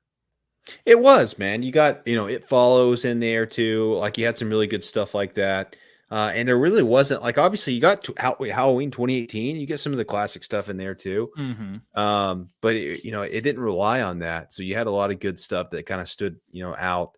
The 80s obviously, obviously is fantastic for horror, but you also have some of the weakest, like, you got Halloween 5, you got Halloween like Friday the 13th part 8's in there. All that the crappy stuff's in there towards the tail end of obviously the On first the half of the ass year. end. Yeah, on the ass end. But on the front end of the 80s is solid. But yeah, I think 2010s, like maybe early 2000s, Jeepers Creepers, Joyride, all that stuff I love. Before the Um, remake craze really took in. yeah, exactly. But some of those Even were though you good. did watch a good 2009 horror movie from your freaking list over there, The Loved Ones, Australian Dude, that film. movie that was 2009? Yeah, it originally was 2009, and I think it got like an American release in 2012. So, guys, if I fuck that up in the chat, please make fun of me for it. But pretty sure that's according to my calculations. Yeah, dude, that was a good movie. That was one that was I didn't realize it was that early. But yeah, also though, that reminds me though, you got You're Next in the 2010s, man. You got Mm-hmm. there's a lot of good stuff, man. So 2011 and 2013. yeah, I think that's to me that's my jam. I think that's when VHS originated. For some of the there's a lot of good found footage films in that decade. I Mm-hmm. 2010s for me, I think was great. Yeah, 2010s and sorry, there you go. Yeah, well, that went nowhere. But more quickly, Fachi, my friend, what's going on, you sexy son of a bitch, you? Yeah, dude, I like that guy.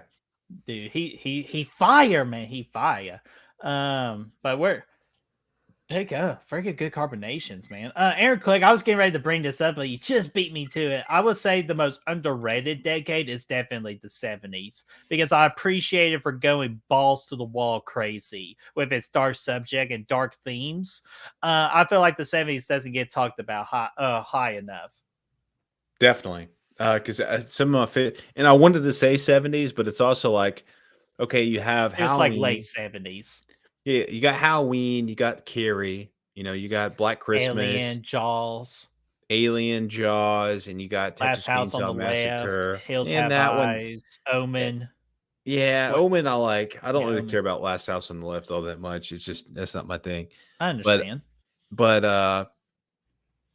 but yeah, I like I just but when you look at 2010s, it's just like a countless list. But I love the style of the 70s. I love the style of the 70s. Black Christmas. Sorry, like that movie gets such disrespect for no reason. Yes, I brought it up. So oh, you did? Okay, thank God. So but yeah, and then also 2010s you get oh dude, 2019 was actually a good Don't Breathe was great. Lights Out, yes, a lot of good movies there. It Follows. Later. Yeah, I said that. And 2019 you had Ready or Not, right? That came out. That was 2019. Dr. Sleep. 2018 Get Out. Yeah, Get Out. Get Out was fucking Or 2017, great. I think. I think they're abducting black people, brainwashing them, and turning them into sex slaves and shit. Like it's just the best movie. It's the best line. Oh man, let me bring my fellow officers. Oh man. And you say I don't bring you any entertainment. But dude, I just thought of a great idea. Maybe it's time because we talked about doing pre-recorded content. I think it's time to rank each year within a certain decade. I'm game, dude. Yeah, let's go with 2010. Plus, that'd be a great come back to the pre-recorded game since we haven't done that in a while too. We need something easy. That's a damn bona fide idea, man. Let's start with 2010s. Fuck it. It will go back. Yeah, if we'll ask you all which decade you want us to cover next, and plus at the end of after we did every movie in the year within the decade, we'll do an overall decade one. I like that. As maybe of a live stream or something. So we'll figure it out. I like that. Alrighty, so hell yeah, just want to get that. And Vanderhoff, let's get your question real quick. Brad and Brad, what are you guys drinking? Well, I was sipping on I call it a Dr. Crown. That's why I call it Dr. Pepper and Crown Royale. But I do unfortunately have to work tomorrow. I've been off the past Fridays this past month in October. I don't have that privilege anymore, so I got to go back tomorrow. So I had me one Crown at Dr. Pepper, and now I'm just sipping on a regular Dr. Pepper. Dude, I'm crushing. I do not have to work tomorrow. What the ass? Not gonna do it. So I'm going pretty hard on the Sprite. Zero with whiskey mixed into it. Just a little bit of whiskey. Something to you and zeros today, man. I always do zeros. I never do full sugar, but I do like Sprite. Dude, Sprite Zero is banging, man. Sprite to me is like the best. And obviously when you do the zero version of it, it doesn't really detract that much, I don't think, because Sprite's just got that flavor to it, that gravitas. Same thing with root beer. I think you can drink a root beer zero and be fine. No. Yeesh. Root beer is all about sugar, man. And I'm a root beer connoisseur. The thing about root beer is it's got such a defined flavor. Like, yeah, I got it, Cody. That's funny. It's such a distinct flavor that like you just drink it, dude. Like even without any, you don't need any booze in a root beer. Like it's good. It's just delicious. But the zero version it's still great. It's fantastic. Hell yeah, dude! I might make me a freaking a boozy root beer float with alcohol in it. That sounds really good. My man Vanderhoff likes IPAs, man. Ooh, hey, we got our buddy Chris is a big IPA fan. The same, I am too. IPAs are my jam, dude. I fucking love it. That's my favorite beer. I just don't drink them as much now because they give me hangovers, man. Like I could drink whiskey all night and be fine tomorrow, but if I start hammering IPAs, man, I'm starting to feel like shit. Like in the day after. Yeah, Jamie, give me the sugar. I'm not talking about Jamie sugar. I'm talking about like the soda sugars and all that. So, give me the sugar. I'm not going to get into it here, but the Spider-Man thing is fake news. It's fake news. It really is. Okay, let's get for these 3 questions. We'll make these 3 questions rapid fire, and I've got my one question to end everything, and then we'll kick it from there. Real quickly, Blu-ray Addict said, Brad, this is some more question towards you. Are you guys looking forward to the new Sylvester Stallone documentary that's coming out tomorrow on Netflix? I am interested, yes, because he's one of my favorites. Grew up with Sly. Rocky's my favorite movie. The franchise is great. Obviously Rambo too, like, and everything else they did is, yeah. So I'm excited about it. I think it's going to be great. A game changer documentary. Not really. The Arnold one, I feel the same way about Arnold. That one wasn't that great. It was decent. I don't even know if I finished it. So yeah, I don't know how good it'll be, but I'll check it out for sure. I'm excited. And Netflix got rid of their password sharing, so I have no access to it, unfortunately, because I really want to watch the new Usher show from the Fall of Mike House Usher. Flanagan. Yeah, 2 episodes in, it's fantastic. It's fantastic. I'm so mad I don't get access. It's not quite Midnight Mass level, but it's way better than whatever the show they did last year. The wheelchair. Oh God, and dude, I didn't even finish that one because I was so disinterested. It just wasn't for me. I did finish it. But yeah, this one's back on track with like peak Flanagan so far. Like it's really good. Mm-hmm. There's a comment for you real quick, Brad, from Fenderhoff about IPAs. I hear that. I'm hungover every weekend because 16-ounce England style IPAs all I drink. Yeah, dude, the IPAs, man, for whatever reason, man, a lot of calories too, but they get me hungover, man. They really do. Yo, Adrian, do you like the Planet of the Apes movies? The new trailer has come out. First off, Brad, have you seen the new trailer? And do you like Planet of the Apes? I had no idea there was a new trailer for Planet of the Apes, so no, I have not seen that. It's called the Planet of the Apes. Oh, the Kingdom of the Planet of the Apes. That's what it's called. And it's coming out in Memorial Day next year. Is that It's the 4th movie in that awesome trilogy. The Matt Reeves trilogy? Mm-hmm. It's holy shit! It's supposed to be the 4th one. I'm not sure if Matt Reeves is the director. I haven't done that much diving into it. But it's the same world, though. But it's the same world. That is exciting because that's one of the trilogies I wanted to rewatch. Actually, I was thinking about rewatching that. Like now that spooky season's over, that's one of the things I wanted to tackle again. And I talked to Braden today, and he told me to get on it, and I'm ready to get on it after watching the trailer today because I thought the trailer looked good. Yeah, that excites me. I had no idea. So thank you, Adrian. I'm so pumped to see that. That's another 2024 movie. 2024 is shaping up to be a hell of a good year, dude. Oh yeah, especially with this freaking banger right here. Last question from the chat. Blu-ray says, "Are you guys looking forward to Joker 2? And how do you guys feel about it being a musical?" Dude, go ahead, Brett. You want to go first? Okay. No, sure. I'll go first. Joker 2, I'm so freaking excited for because, again, when Joaquin Phoenix comes back, and plus you're going to add fucking Lady Gaga to the mix, which I think she would do spectacular. And plus, if you're going to do a musical, having Lady Gaga being help you carry that musical is going to be a great advantage to it.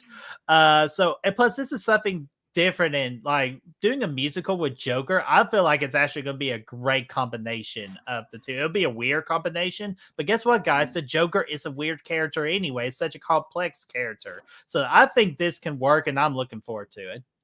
Yeah, I'm super interested in seeing what their idea is with this. Like, I feel like when they announced it, I was like, this is kind of weird. But the more and more, like I think about, like you said, like the Joker is like a weird ass character with a lot of weird things going on.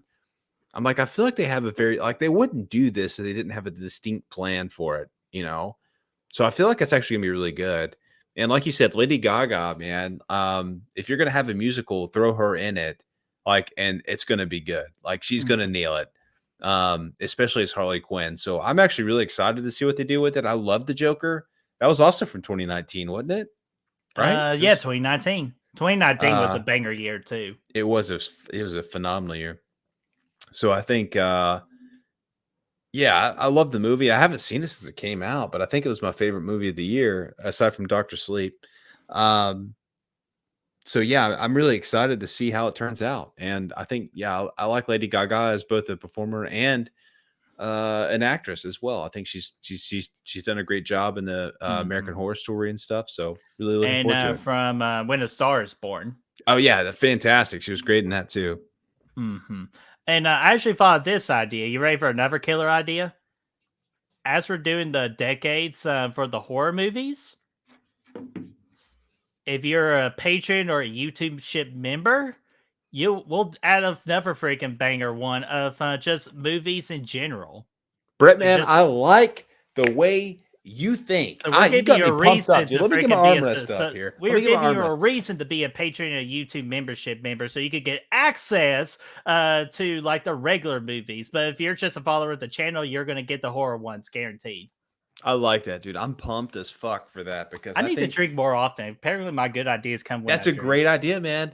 Listen, Brett comes up with a lot of great ideas, and I just come up and I'm here and I'm hanging out, and I'm like, Brett, man, let's do these ideas. But he comes up with them, and yeah, that's a great one. I like that a lot. Brett comes up with the amazing ideas too. With the freaking Slash tournament, the little idea we have for Christmas time. So you came up with that idea too. So Brett comes up with amazing ideas as well. That's why we work so good together. Like I'm the Dr. Pepper, he's the Crown. Yeah, that's true. They do go together. Yeah, they go good with our strong hand. But take my strong hand. But anyways, let's see here. I'll try to get that comment. Okay. Yeah, so thank you so much. We've got one more question, and I'm gonna end it with my question alone. Brad, the Christmas season is here. I know I'm one normally celebrates Thanksgiving and then I'll celebrate Christmas, but I understand a lot of people are in the Christmas spirit now. So I'll do it in my bank voice. What would you like for Christmas? I feel like I had a good answer for this. Okay, first off, there's a RoboCop game that just came out or is about to come out earlier. I saw the trailer for it. I was like, this looks cool as fuck, and I never thought I would say that. But I love RoboCop, and if there's a decent video, like a halfway decent RoboCop video game, call me all day. So give me that. That's what I want. Sorry, I'm looking at your Christmas gift over here. Is it sexy? Is it that big? Of course. That's what she said. No, you'll really like it. Once you see it, you know the thought that I put into that gift. So I'm looking forward to you opening it and around the Christmas season. What do I want for Christmas? I know this is shameful for me to ask this because I'm pretty easy to buy for. So anything anybody gets me is super appreciative. But honestly, it's money.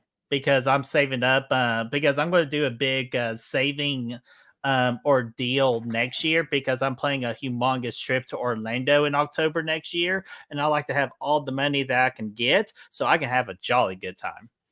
Yeah, dude. I can't wait for that trip, man. I'm really excited about it. It's going to be insane. I'm so looking forward to it, especially Terrifier 3 can come out by the week I'm in Orlando.